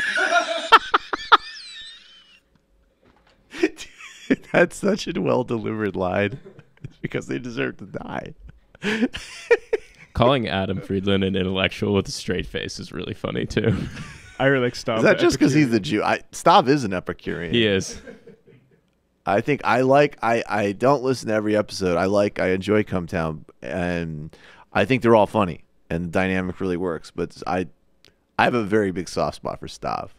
Stav's dope. Yeah, I worked with that month or so this year when I was out. I was working on a pilot and was booking a lot of the talent on it, and ended up getting Stav involved, and he was wonderful to work with. That's awesome. No, he's super funny. It's a funny show. I guess if we're shouting, and then we always got to shout out Bodega Boys if we're shouting out other pods. Big up to Bodega Boys. Definitely. Yeah, I think Bodega Boys is the funniest podcast there is right now. And let me also just say, keeps me young. And Bomb. Subscribe to Bomb, Black Opinions Matter, on iTunes, which is part of the Count the Dings network. And we are now going to start releasing Woke Bros with Waz and I. Is it still Bomb that made the transition? Yeah, Black Opinions Matter made the transition. Okay. And now it's its own feed on iTunes. So it's like going to be the Daily Ding, which is a basketball roundup. And then Bomb is going to have Black Opinions Matter on Mondays and Woke Bros on Thursdays with Waz and I. And then what else? Revolutions with Mike Duncan. Your Kickstarter sucks. The Redirect, of course, with the great Ronald. Actually, I do want to say that. The Redirect with Ronald Reagan is a really good immigration podcast. People got to listen to that. Dissident Peasant as well. Dissident Peasant. Well, the problem with bringing that one is I don't. And then it looks like we. Oh, and historically with Esha. Yeah. Is that it? I think that's it. Historically, that's a good one too. A lot of creativity in the old community. Okay. That was such a softball, though. Like, what an obvious answer. Yeah, there's no other way to answer. You don't want to put him on the spot like that, though. No other way to answer. No, I think. No, because I think with Bree, we did like. What did we do? We did like James Carville and. I forget who. They have to be all kind of the same in either goodness or badness. Yeah, we did one that was like legitimately tricky. At the table next to me when Sam and I were sitting prepping for the debate with Charlie on Sunday, there was a table of Bill Kristol, James Carville, and Tucker Carlson all sitting next to each other. It was crazy. I've got a soft spot for Carville. But I don't. Carville. No, I mean that's a horror. I wouldn't. I'm not proposing that as a. Oh yeah, challenge. no. Don't even go there. Whoa, Matt, you just tortured yourself there for a second. Even I am not. Ask the moms. I don't know why I had to play that. It's funny. It's my escape hatch. Didn't David Grishkam's mom text us the other day and say, "Ask the moms"? Yeah, a mom. This drop is mom approved. Yes. Ask the moms. All right, let's actually do that. On Fox News, James Lankford drew exactly the type of ludicrous comparison that you'd expect to hear from Fox News.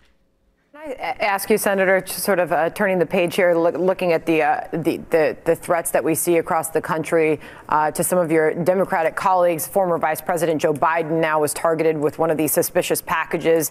Others sent to Hillary Clinton, the home of former President Barack Obama, Maxine Waters, and others. What are your thoughts this morning as we continue to learn more and we all pray that law enforcement is able to find whoever is responsible for this? But as we await that, what are you thinking as you see this play out? It's atrocious. It's unacceptable for anyone to actually carry out acts of terrorism or violence to be able to put some sort of political message. And we don't know what the message is here, but clearly they're targeting individuals with pipe bombs that have a liberal point of view. That is not who we are as Americans. It wasn't appropriate last year when we had a man walk up to a baseball practice and say, "Is this where the Republicans are playing?" And when they said yes, he opened fire and started shooting Republicans on a baseball field in Washington, D.C. It wasn't appropriate when they sent white powder to Ted Cruz's office to try to help intimidate him during the campaign time period. It's not appropriate now. It wasn't appropriate during the Kavanaugh hearings with people coming and screaming at people. This is not how we should handle our differences as Americans. As Americans, we will disagree on issues, but we should be able to talk it out and still receive each other as Americans. So I think you caught the incredible outlier there, right? So everything else he said for a Republican, even acknowledging that these bombs are targeting liberal people, is a step, I guess, in the right direction, especially if we're grading on a curve. And then he brought up two examples which, okay, that fits. Fair enough. I don't know as much about the white powder example. Yeah, I never heard of that. But okay. And then women protesting and everybody protesting because the Republican Party is muscling through a guy that there were exceedingly credible allegations of sexual assault on without any type of proper investigation, while their operatives smeared and attacked a woman who risked her life to speak on something that happened to her, so you could confirm an extreme far-right fifth member of the Supreme Court who will, among many other things in terms of shortening American lives and harming people's well-being, be a regular vote to attack women's health. That exercise of protest is analogous to pipe bombs? Really? And, not only is that rhetoric obviously ridiculous and nonsense, that's the type of thing that leads to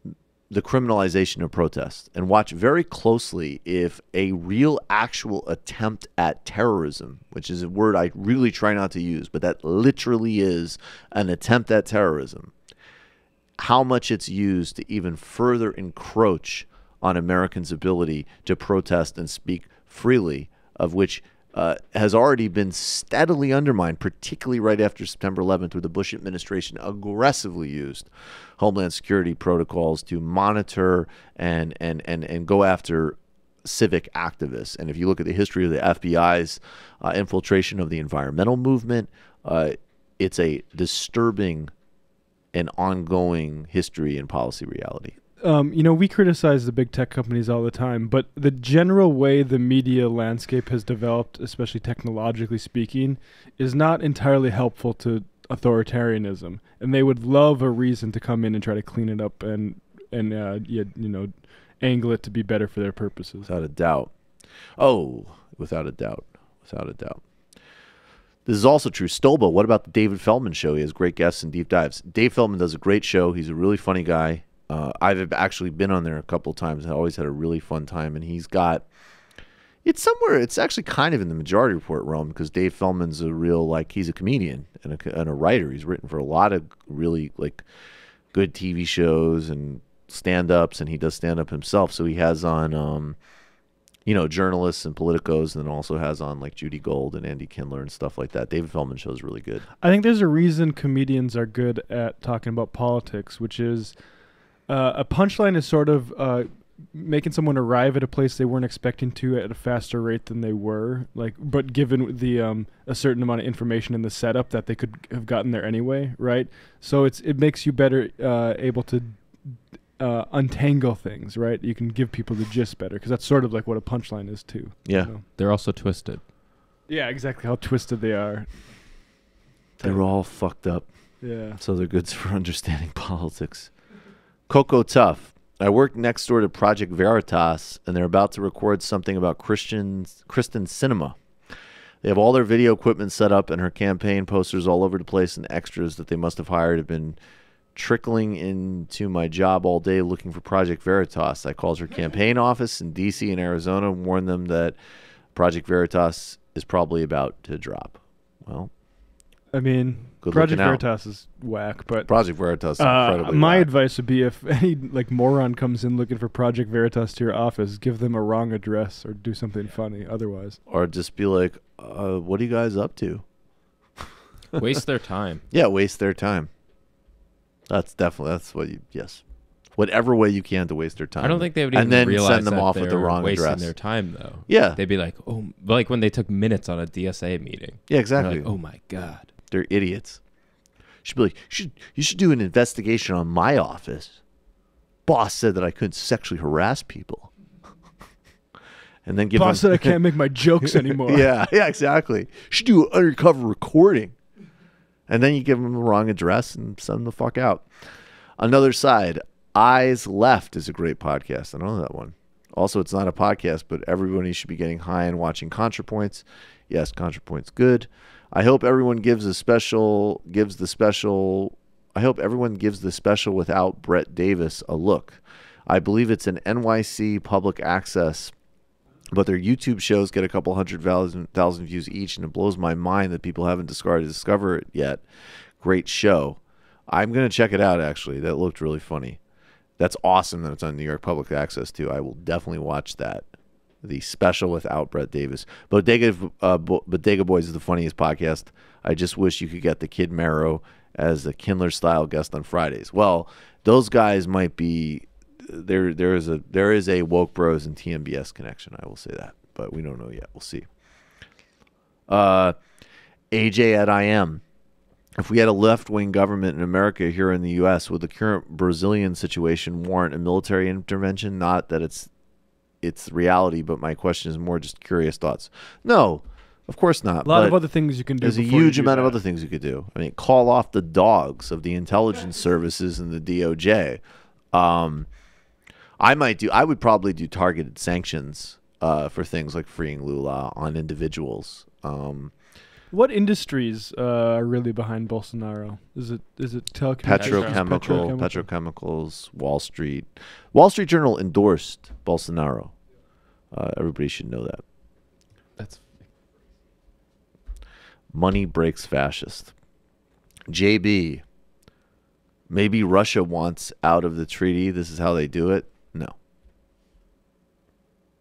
No, I don't think that's how this... I do not think that's how the dynamic is working with Trump, but I guess I could be wrong. Sebastian Ningkuk. I don't get it. What do you think the effect will be if right-wing media ends up being proven correct that these bombs are a false flag by some deranged person who wants to make the right look bad? Why worry about it would now? you? Yeah, why? I'm not even going to answer that question.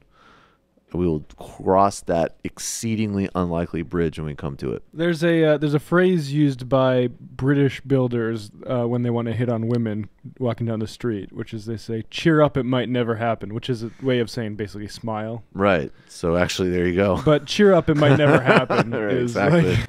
Exactly. Bad Idea Society. Michael, what was the book you mentioned about self-help, ignoring structural problems in society? I forget. There was a woman that we had on a couple years ago, wrote about Oprah and The Secret and neoliberalism, but I completely forgot the name of the book. I'll try to find it. Disco Stew. Okay.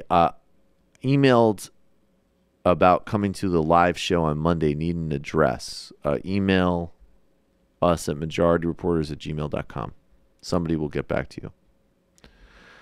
Steva.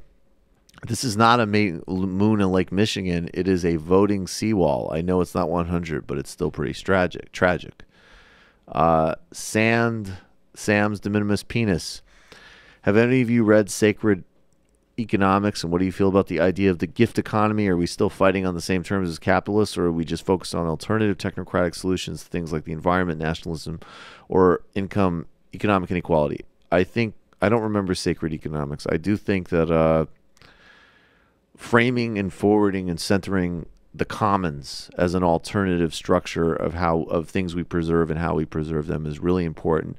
There's a really good article by Julian Brave Noisecat in The Guardian on indigenous conceptions of property and how they're countervailing to capitalism, and that actually is showing up practically in places like New Zealand and India, giving specific legal recognitions to rivers as an example. That's a really important potential policy.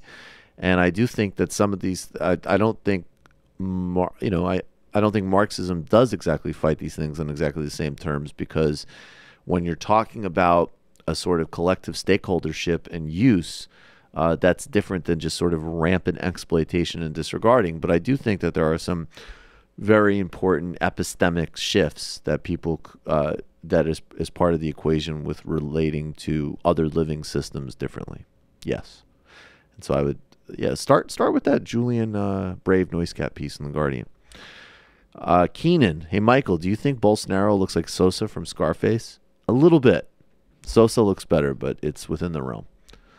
Albino Ninja just voted in Georgia. Also, PS public service announcement about high Roundup levels in cereal. Dozens tested. Oh, damn. Congratulations, MR Crew. Kentucky Fried Comrade. Congratulations, MR Crew, on hitting 400,000 subscribers. Here's to streaming ahead to 420,000 subs. Blaze it. Do you know what year we hit 200,000? No, I do not. 2018. Wow. January. We're fucking on it. We're fucking coming for certain people.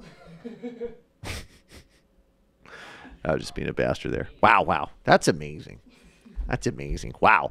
There was a DOJ-supported political persecution of the left's party in Brazil, which led to a former metal worker president going to jail on bullshit charges. That's amazing. That's amazing.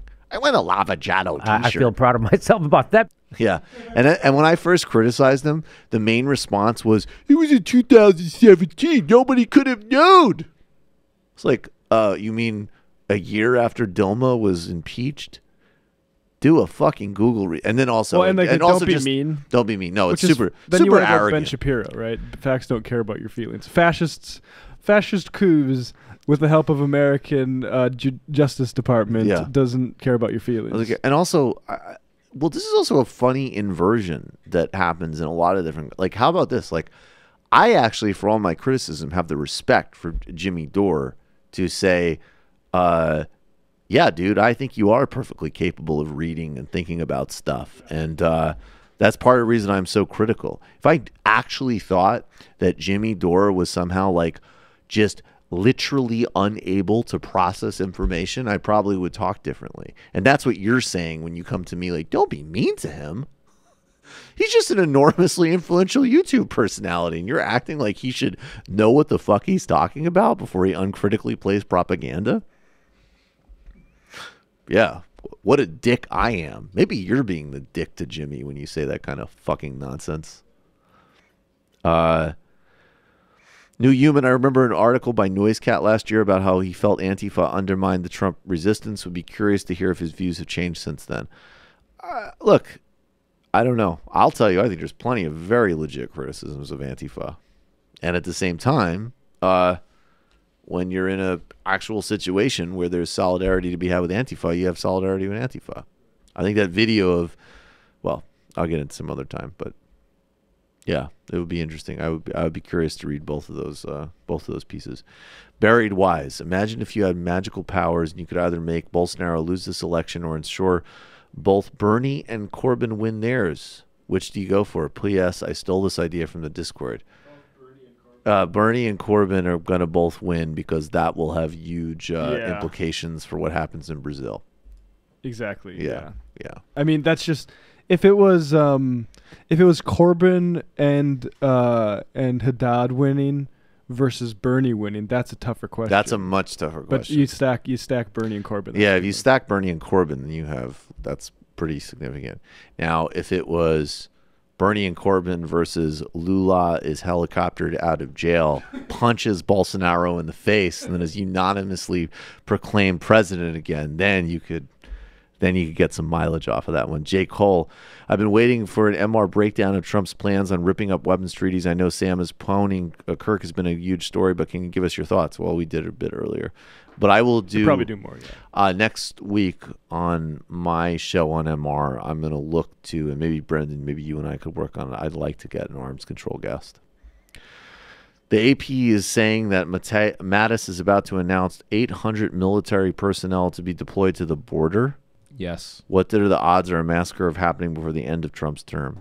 That's fucking petrifying. Although I have to say, in this specific situation, they might be the ones who bring a professionalism to it that lack from the other agencies dealing with it, to be honest.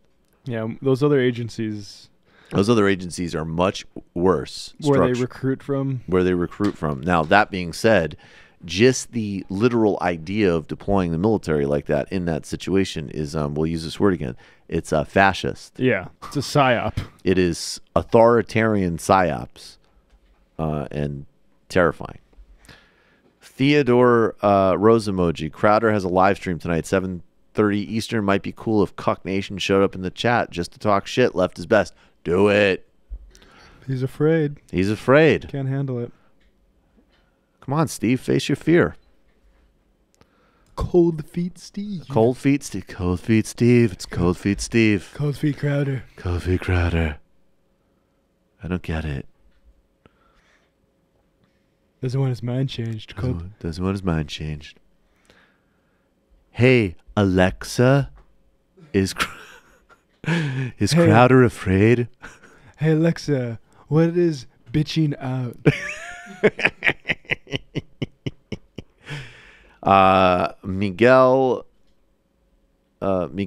X Cago. Gritty, the new Flyers insane bearded mascot has become the new mascot of socialism. Yep. Josh from Houston, if you can keep driving home, hopefully we can get them to answer what that system can accomplish, and we'll know that there is only one answer. Nick from Oklahoma, do you guys have the very first Fun Half jingle, not the one you guys just played, the shorter one? It had more of Sam stammering. I don't know. Is that the Danarchy one? I don't know. You're calling from a 928 area code. Who are you? Where are you calling from? Hello? 928, are you there? Yes. Hello, what's your name? Where are you calling from? Oh, my name is Joseph, calling from Navajo Nation. Hey, Joseph, how are you? Thanks for calling. Hey, first-time caller, been a Patreon supporter for almost a year. Oh, thanks so much. Appreciate it. Yeah, and on the Michael Brooks show. Thank you very much. So, yeah, I just wanted to call in and say, I like your guys' show. Thank you. And I also did appreciate you guys talking about the, how the North Dakota Republicans are basically trying to purge, Native Americans from voting there. Yep, absolutely. With the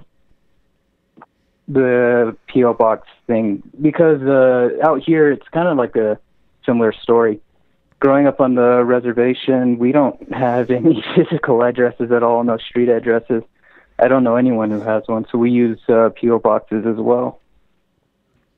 So that is concerning. And also just wanted to voice this because you don't really see it mentioned very often, but basically it's kind of been concerning ever since the Kavanaugh confirmation because of his, history with Alaskan Natives. Mm-hmm. And we're already kind of starting to see the bad shit happening. Like with that, that voter ID thing that happened in North Dakota. But there's also the, currently there is the Indian Child Welfare Act. It's one of the most important pieces of legislation for American Indians in the United States. Mm-hmm. And it regards, family protections and adoptions for Native children in the U.S. Recently, it was struck down by a federal judge in Texas, and as the result, a bunch of tribes like the Cherokee and Oneida are trying to challenge it. So that means it might go to the Supreme Court, a Supreme Court where, you know, Kavanaugh will be the swing vote on. Right. So, yeah. Yeah, man. Yep. And again, everything they do is self-reinforcing, right? You write a piece of legislation that targets the Native American community. You disenfranchise Native American voters. Then you get people like Kavanaugh who attack voting rights on the court. Then that helps win more elections. You see, we got to adopt the left-wing version of thinking structurally like that. And the triangulating, Bill Clinton, move to the right, take corporate money is not going to work strategically. And then conversely, the moralistic, you know, people just need to vote for, you know, Jill Stein, it's not going to work. They have a plan, they have a strategy, and we need to think in those terms with regards to elections, with regards to the courts, and with regards to the self-reinforcing decisions. I mean, that was one of the things that, you know, made card checks so important. It was great. It was vital for labor unions, which would make a big dent in fighting inequality and helping workers. And then it would also give more money to Democrats and also make union people more excited to vote. And it would just be self-reinforcing. And then you would get more good judges, which would protect labor rights. Like, that's why you need to do it. And of course, in that case, when they didn't do it back then, because obviously a lot of Democrats are absolutely, you know, in that case, that was about them being compromised by corporate money for sure. Yeah, because it's, like I said, it does feel like we're in dark times right now. Yeah. And I did appreciate how you guys and, you know, you and Sam were talking about how important the courts are, because for Native Americans, the federal courts are very, very important. It's one of those weird cases where your best and worst friend is the federal government, because it is their responsibility to keep a lot of our tribal sovereignty and rights intact. Mm-hmm. And in this case, this guy, I didn't catch his name, but this judge in Texas, he just basically just kind of threw it into a turbine. So now I guess we just have to wait and see, because I usually follow these cases, because the ICWA, it's not something that's brought up. Well, it's brought up quite frequently, especially with adoptions in states like Oklahoma and South Dakota, where, you know, American Indians make up a very small percentage of the population. In South Dakota, I think it was like less than 10%, but Native children there make up almost 50% of the kids in the protection and adoption agencies. Mm-hmm. Mm-hmm. So, yeah, it is pretty important. And I just want to say I'm glad that you guys talked about how important the federal courts are. And you are right, there is no structure for it, because there is no left-wing equivalent of the Federalist Society. Right. You know? Yep. Like, exactly. Yep. Like it was brought up by Sam, and that, you know, we have a lot of left-wingers saying, you know, pack the courts, but like him, I was wondering with who, because unfortunately the structure just isn't there. And, you know, I'm not a professional. I don't really follow it. I don't really follow this thing very closely, and not a lot of other people do. But otherwise, yeah, I just wanted to air that out. And thanks. I think you guys' show's great. I really appreciate it, Joseph. Hopefully hear from you again soon. Thanks so much. Yep. Josh from Houston: slowly convincing my liberal mom to be a socialist. The best angle I found is climate change. A tip to anyone trying to convert people out there: most well-meaning liberals who aren't in DC circle know deep down that their current economic system won't stop climate change, and they believe the Christ to be in crisis time. Yeah, that makes a lot of sense. Hotline: Mike, please address Ronald Reagan's quote-unquote retirement from the show.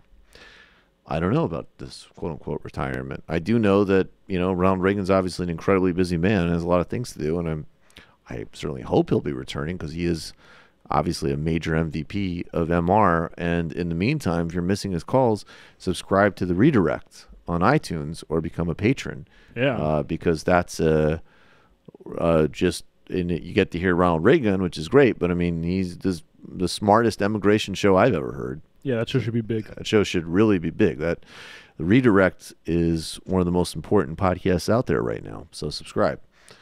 Adam, in regards to the bomb, Maxine Waters said, "I ain't scared. I think Michael Tracy just peed in his pants."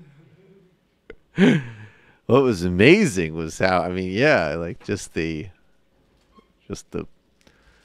brutal beatdown that Maxine Waters laid on Michael Tracy, I think, showed her kind of fortitude. Yeah, that was reminiscent of the worst sort of fascist violence against the Lugan press.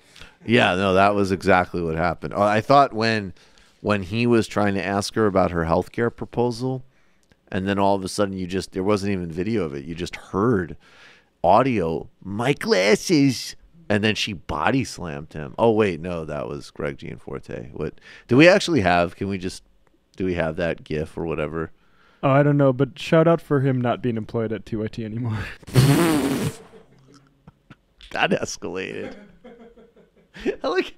I really love the way that our roles have at times shift now. Because I think it used to be pretty clearly that I was pretty much always the one on the show who would go there, wherever that there was. And now there are times where I'm like, let's just dance on fuck Michael Tracy. And then Matt goes straight like, I'm really, in addition to that, I'm glad that motherfucker was fired.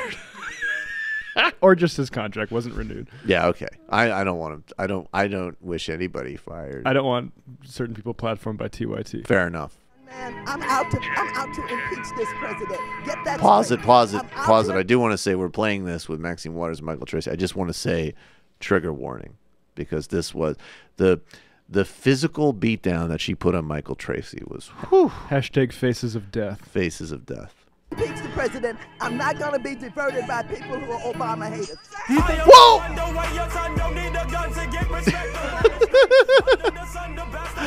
Oh my God. Did you see that?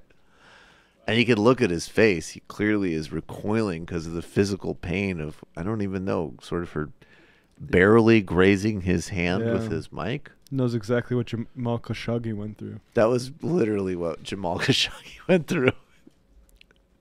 They went into the embassy and the Saudi hit squad were like, I don't know what you're doing, but we are supporting the prince. And then they moved his hand and then he left the embassy, and that's what happened. We support them, yes, okay?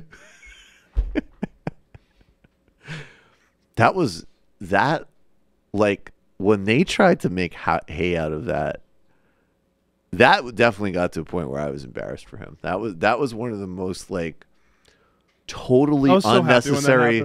That might have been the most unnecessary self-own I have seen in the modern internet. Because when I first heard it, I actually thought, because I heard like someone was like, they hit Maxine Waters hit Michael Tracy, and my first thought was actually like, he shouldn't be whining about it, and that's really, really funny, and he probably annoyed her, and like, she hit him, right? Like, that's what I thought. I was like, and I thought that was cool too. Like, I thought that was hilarious. I was like, oh my God, like, Maxine Waters needed to slap a bitch. Is Maxine Waters a Rand Paul's neighbor by chance? Yeah, yeah. And I was like, dude, and I really was like, all right, like, okay, all kidding aside, I'm not kidding. All that aside, if Maxine Waters hit you, legit, it would be totally fair to say, I guess I pissed her off. That's a little bit of a crazy reaction. Obviously, I'm not going to make an issue of this, but I will say, he could have easily, but it was like, so I was like, and then I was like, oh my God, I got to watch this, because I was looking forward to watching Maxine Waters smack Michael Tracy. And then I watched the video, and I had it was like the Kirk Seder debate. I was like, did this get cut off? Like, where does the thing happen? And then like, I had people coming up to me. I actually felt worried about TYT, because I definitely had one or two people that like did not know what TYT was, and then they were just like, hey, you're in media, do you know what this thing is from the guy who like got brushed gently by Maxine Waters? Okay, yeah, this was pretty funny. Representative Maxine Waters just shoved me and angrily stormed off to ask her question. It's not a violent shove, but she initiated physical contact. Oh, shut the fuck up. You can watch for yourself shortly. The questions were reasonable. Extremely suspect for a member to shove anybody. I don't think shut that. up. I think a microphone. This is like in basketball where the ball is part of the hand. Yeah. Or like the hand is part of the ball when you're shooting, right? Like. Yeah. The microphone, you can move a microphone out of your face if someone's putting a microphone in your face, just if they're putting like an ice cream cone in your face. Get that out of my face. Yeah, that was just. And this was after Gianforte, correct? I don't remember. I don't remember. It might around. Yeah, that's a good question for that timeline. I think it's like. All right, I'll take a call while we do that.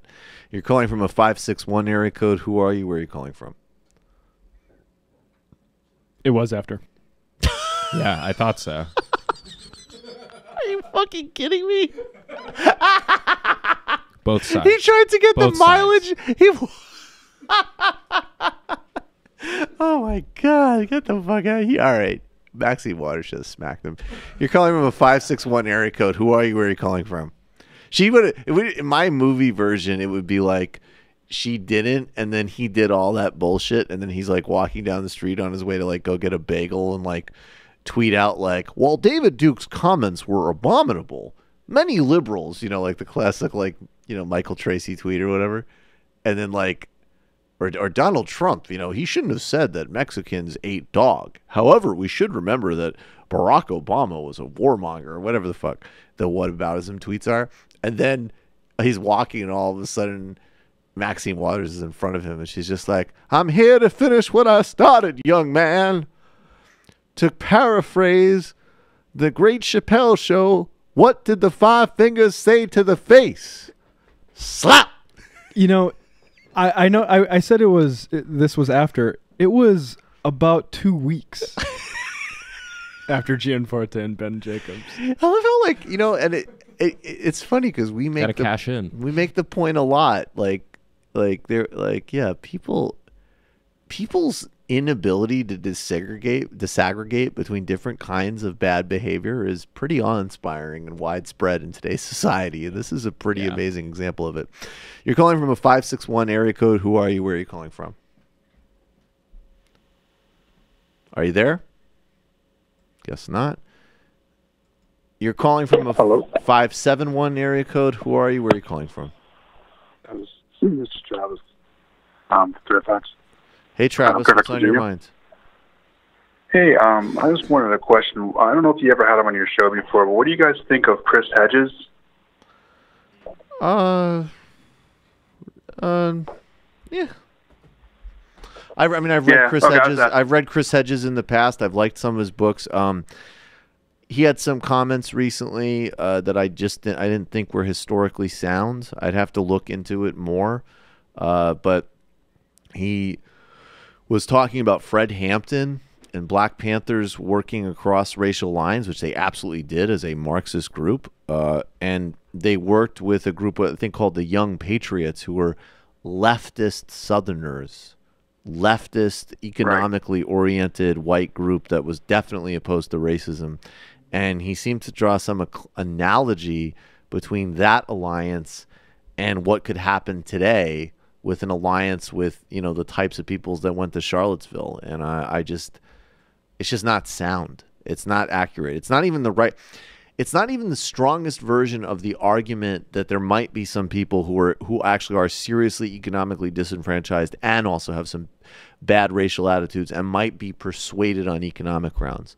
But the types of people that were in Charlottesville were actually disproportionately middle class, economically privileged, absolutely driven by racism, and just sloppy shit.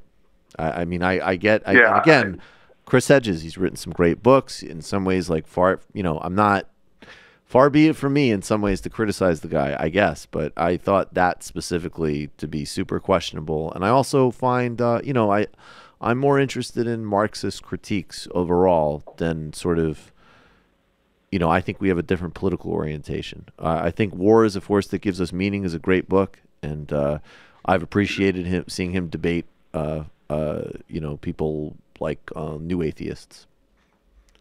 Yeah, that's why I asked, because when I was younger, before I was a Lance Corporal, I was a young atheist, but then going to Iraq sort of changed my attitude, and picking up Chris Hedges changed my attitudes about that. Cool. That's why I asked what you thought about him. Yeah, but my only beef with Hedges is that he is kind of going towards that Jimmy Dore area of the camp, saying like Democratic Party is messed up and it's too late. I don't agree with that. Yeah, I don't agree. I don't practically. It's sort of like, I think Christopher Hitchens said something once like, of course I have free will. I have no choice but to believe that. I'm paraphrasing.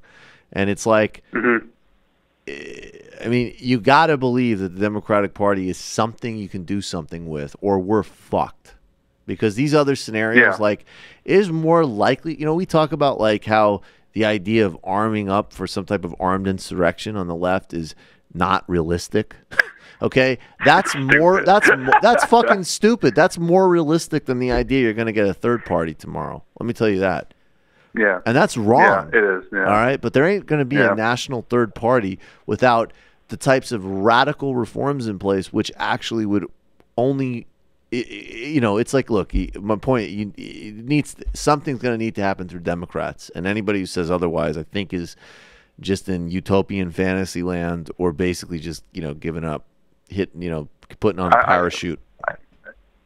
I ironically use a pirate analogy for this, that imagine if there's two ships, the Republicans is one ship, the Democrats the other, and we say the Democrat ship's not good enough, let's go make another ship on the shore.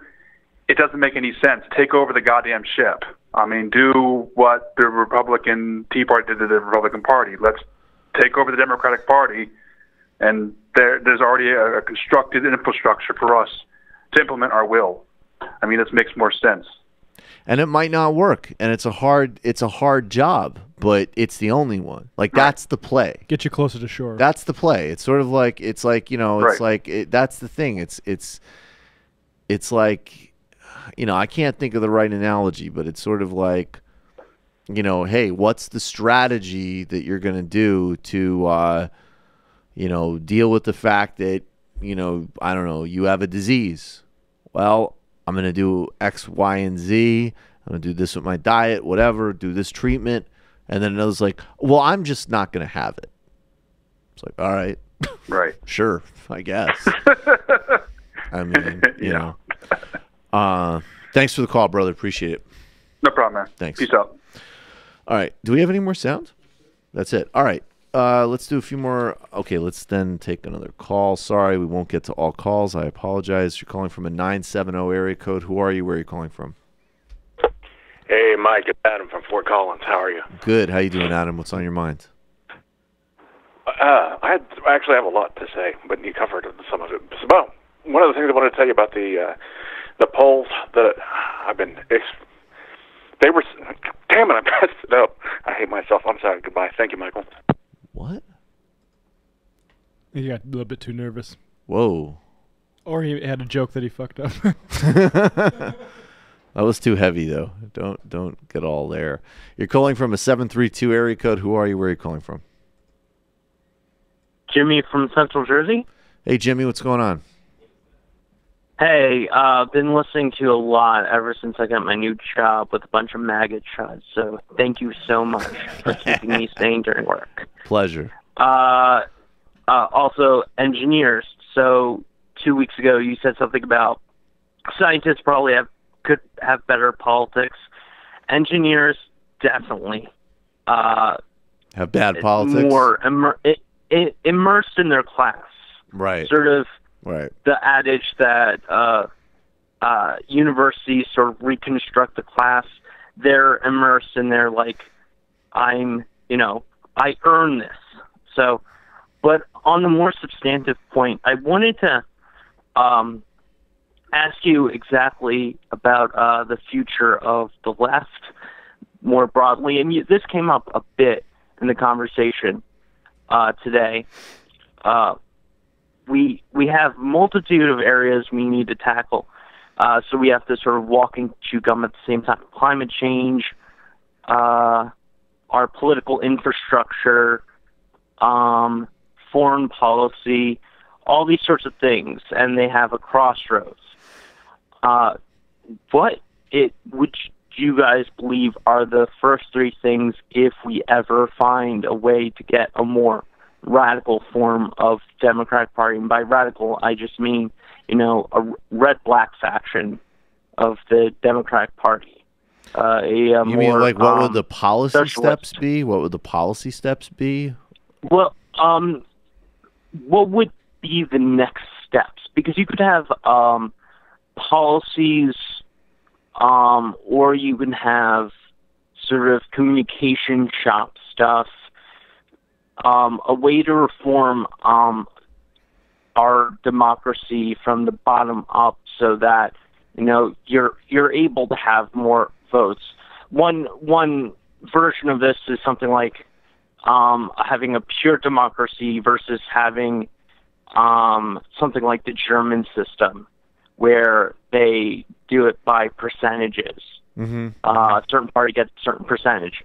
If you want to move to the second one, well, how are you actually going to change anything? Now you just have a German system, and they're barely able to commit themselves to radical reform. Well, look, let me say this. I think setting aside things that we need to do for as a basic matter of both civil rights and delivering for a smart strategy for the Democratic Party. So that's statehood for Puerto Rico, Guam, Washington, D.C. That's universal pre-clearance so that voting rights are set, as just a national standard, national pre-clearance. All of that stuff needs to happen. It's vital for civil rights and it's vital for Democratic Party.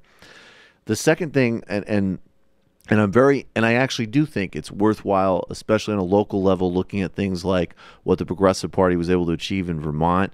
And, there's no reason why, well, there's a lot of reasons, but it would be great in New York City if the DSA ran against Democrats, both in and outside of the party, because it's a one-party town.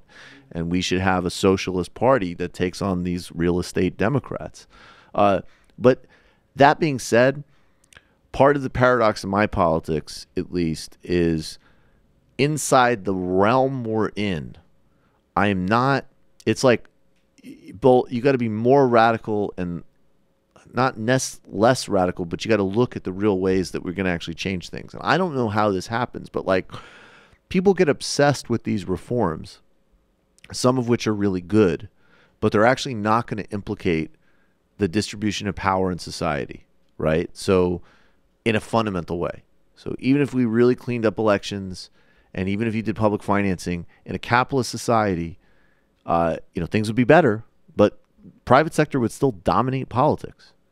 It would still have a massively disproportionate influence on institutions, policy making, and policy, and just politics across the board. So I think that's why when you're in the realm of electoral politics, you need to think aggressively and strategically, and look at the openings. And we have lanes with Bernie Sanders, with AOC, and these great, and Larry Krasner. There's a lot of openings, and definitely Gillum and Abrams are part of that. And then on the flip side, and we're still formulating this and figuring this out, we don't know, even just the efficacy of protests. Like Brian Mirror was telling me the other day, he's like, there's protests going on across Brazil all over the place. The media just doesn't cover them. It doesn't register in the same way. So that's that's becoming a kind of less relevant tactic, right? But strikes are still a very relevant tactic. And then that's why I'm doing more things like covering the Madrigon collectives and the co-op economy, because we need to think in concrete and tangible ways of really radically changing the economic system. But that stuff is not it. It's connected with electoral politics, but it's not really electoral politics in some ways. It really is genuinely radically outside. And so the two-front process I advocate for is engage in electoralism in the Democratic Party in a leftward but smart, non sort of fantasy-based and real way. Don't get lost in, the Green Party. Don't get lost in all this electoralism will save you stuff. Don't get lost in personal moralism, but also play it smartly and see the opportunities for progress that are there now. And then on the flip side, look at how there's actually ways to legitimately undermine capitalism, frankly, if I'm being blunt, in the economic and in the technological spheres. And those two things run parallel. And then what you skip in the middle is the Green Party, the Jill Stein, and all of that stuff. because that just isn't going to do anything, at least So in our current context. I'm with you on what we have to skip. My curiosity, and I'll take this offline, is the strategy and the way we sort of have to coordinate between workers having new worker conditions, voters and having new voter conditions, along with other coalitions that we have to build. Do you think there is a sort of step-by-step, here's what needs to go on first, second, third, or a way in which we can go about it which is as methodical as possible? Sort of, and again, I mentioned I do engineering, so I mentioned in the beginning that you sort of like an engineering plan toward trying to gain power, change it so we can maintain power in a sort of democratic sense. I appreciate the call, man. Let me think about that. I mean, not entirely. I think that there are things like a universal public housing and universal federal job guarantee and single payer, which if those things happen, they would have huge ancillary effects on empowering labor and on minimizing extreme forms of human suffering, that they could open opportunities for a lot more aggressiveness and engagement. And on this and connected in the same continuum, statehood for Puerto Rico and DC, a robust, clear commitment to civil voting rights and democracy access would also structurally change the map to advantage the broad left coalition of the future. So that's the closest I could come to. You're calling from an 803 area code. Who are you? Where are you calling from? Hey, this is Dustin from South Carolina. Hey, Dustin, what's on your mind? Just quickly, I wanted to mention last week, our revolution and Bernie Sanders came to the state capitol here in Columbia. Mm-hmm. And both went to both events. Actually got to meet a few people like Dave Weigel and very briefly Breonna Joy Gray, which is great. Nice. But also, like I said, Bernie Sanders, when he spoke, it was a Medicare for All rally. Mm-hmm. Mm-hmm. But his speech was on everything. You could be forgiven for thinking it was basically a 2020 stump speech. Hopefully. And basically what I'm saying is I'm totally sure that he's running. Great. From your lips to Allah's ears, man. And it's also just awesome. I live in a very rural area. I don't get to talk to other progressives like in person pretty much ever. So you guys are very important to me in that regard. Awesome. Okay. But if you're, I know there's a lot of people out there like me. If you have a chance to just get out there and go and meet people, like jump on that opportunity, it gives you new life. It's amazing. Absolutely. Yeah, you want to put your Twitter handle out there, by the way? My Twitter handle, or do you got? I believe it's like Fluff on Waffles or something like that. I don't actually. Oh, okay. Maybe he doesn't want. I don't actually have my Twitter. I don't have my own Twitter handle memorized, but okay, go. But speaking of that, I don't know if I want to approach this or not. I mentioned meeting Breonna Joy Gray. She and another friend of the show, Ben Dixon, are having this kind of disagreement. I don't want to bring this up as like a beef between them. Mm-hmm. I'd rather talk about it as the actual issue that they're talking about, which is kind of a strategy thing of how we reach people. Mm-hmm. It's kind of do we approach people who may hold some racist views and try to appeal them on where they're struggling, like economic. It's that economic anxiety issue, right? Mm-hmm. Versus, I believe what Ben Dixon is thinking is that taking that approach is kind of like, I don't know, a slap in the face to the people who are already on our side. So let me say, I don't know if you've been following that. Not just a little bit. Let me just say this briefly, and I'm sure, well, nobody will be satisfied with what I have to say. First of all, as I said earlier, read and listen to Bill Fletcher Jr. He's better on this than anybody. He synthesizes these views. And I'm definitely going to be having him on both shows soon, TMBS and MR. He's brilliant. Obviously, I think Adolph Reed is the most important person that we have in many ways in America, in many ways, in American political theory. But unfortunately, it's Twitter bullshit. So you have two people that I think are both very smart and well-intentioned, and I like and respect both. And, they're not having a debate. They're not writing essays for each other. They're having a Twitter argument. And I think if I had to push them on each, just from what I've seen, to be blunt, I think what's happening is I think that Bree has a very smart and accurate analysis of the misuses and fusion of a certain type of identity politics with neoliberalism, and even down to what Bill Fletcher Jr. does when his joke is he critiques, the extreme form of what he calls postmodern politics is, only a whale could critique Moby Dick, is his line, right?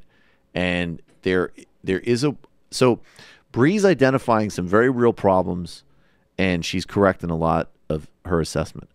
Conversely, and where even I've bumped up against Bree, I don't understand the specific fixation of reaching out to quote-unquote Trump voters. Seems to me that there's no disagreement, at least there's no disagreement between her, Ben, and myself on things like single-payer health care.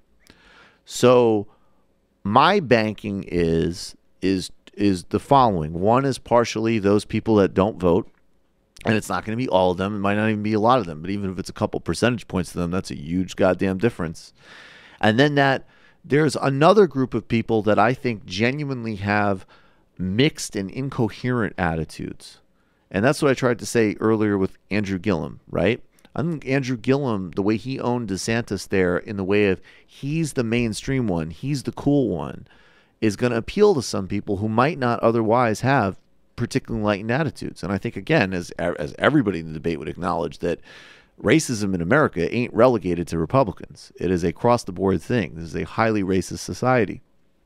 And so I think, and I also think that, you have to, and that's why I think some of the jargon and some of the sort of like ways that people do, I guess, I'd poll or whatever the hell it's being called online, that's never going to be a winning national message, right?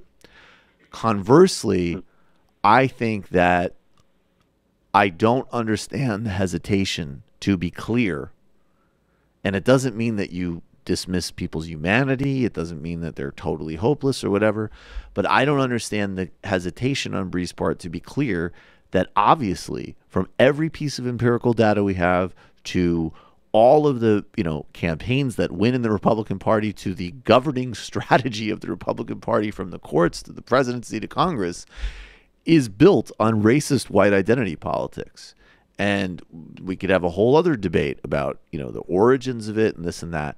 But the reality is that for a vast majority of Republican base voters, they are not going to make that migration based on economic issues. There is a key margin of people who will, both of people who haven't voted and people who are genuine swings. And also, it just happens to be, by the way, the right thing to do. As Adolph Reed pointed out, the Bernie Sanders plan alone would be one of the largest, maybe the largest transfer of wealth from white to black in American history. Now, I wouldn't frame it that way. I would frame it's a universal thing that will benefit all working people. But the idea of disconnecting economic justice from every other form of justice is ludicrous. So I guess I think that, unfortunately, they're getting to a point where, it's just not in a good place. And where I really have to be just neutral is I like and respect both of them. But I think that if I had to criticize either, maybe Ben is slightly overcorrecting in reaction to some things he sees. I mean, Ben, to be fair to Ben, he was making very similar critiques to Bree, but now he also sees fucking moron videos comparing Black Lives Matter to Charlottesville people, saying we should build some type of fascist left anti-war coalition, which is ahistorical, politically illiterate, and racially insensitive. So I get why he's pissed. I think, and then conversely, I I don't understand all of Bree's analysis. So much of it is correct, incredibly intelligent, and well argued, and I don't understand the hesitation. Maybe to more fully acknowledge that, of course, the Republican Party is white identity based, and that there are plenty of people who vote on those issues who don't have an economic basis upon which they do it, because, as we always say, a lot of Trump voters are wealthy white suburbanites, and it's about keeping and taking and hoarding, not fear that can be exploited by right-wing populists. So that's kind of my take on it, and it sucks. I like both of them, and I wish it was playing out differently. That's really all I have to say about it. Yeah, same. Yeah. I was gonna add. I think I noticed like a change in Ben around the time when Alex Jones was being deplatformed, and he was getting so frustrated with all these people on the left who were just sticking up for someone like Alex Jones, and I'm totally with him on there. I can't. Yeah. Okay. Yeah. All right. That's really all. Yeah, I don't want to to speak for me. I get you. All right, brother. I appreciate the call. Thank you. It's a final call of the day. I feel I'm almost scared that I already said too much, but I hope that people get where I'm coming from and my regard for everybody involved. And it's as a Colin show. What'd you say? It's a Colin show. It's a hot seat. That's how it is. This is what we do. And also, I think you all know that if I didn't like and didn't respect either of them, I would tell you that too. I happen to, but I'm not politically correct. Yemeni genocide. Michael, could we get a shout out for South Florida? Vote Gillum, eat pork fried rice. There you go. There you go. Vote Gillum, and definitely vote Gillum. I'm a pork fried rice fan. Pork fried rice. You guys knew that about me. I don't eat pork, but it does not surprise me that you're a pork fried rice fan. Secret Identity Politics, also behind the news with Doug Hedwood, is marriage material. It's another good podcast rec. I mean, I feel like that's like feel bad. I mean, there's a ton of other we shouldn't even be doing podcast recs. There's too many good ones, and people. I know I'm inevitably leaving out like another several that I listen to. I only listen to Bodega Boys, and your Kickstarter sucks. I only listen to Bodega Boys basically every episode, but I don't even finish every episode. They're so long. I listen to a lot. Yeah. They are long. Well, they've stopped doing the AKAs all the time. They're still like 2-hour shows. And the final IM of the day goes to Thames Darwin, piggybacking on the caller. Short of a change in the first past the post system and or Theodore Roosevelt level third party candidate, the only route to power is through the Democratic Party. We need to constantly repeat this point. We're back tomorrow, everybody. Thanks. It might take all the strength I got to get to where I want, but I know somehow I'm gonna get there. I wasn't looking when I just got caught between the truth and the light bulb, but finding out won't make me feel any better. Yeah, I know the clock is ticking, but the meds are gonna kick in, and my pilot light shining bright. I get somewhere the choice was made, for the option where you don't get paid, for the road that bends before it finally breaks you. I guess somehow I lost my drive,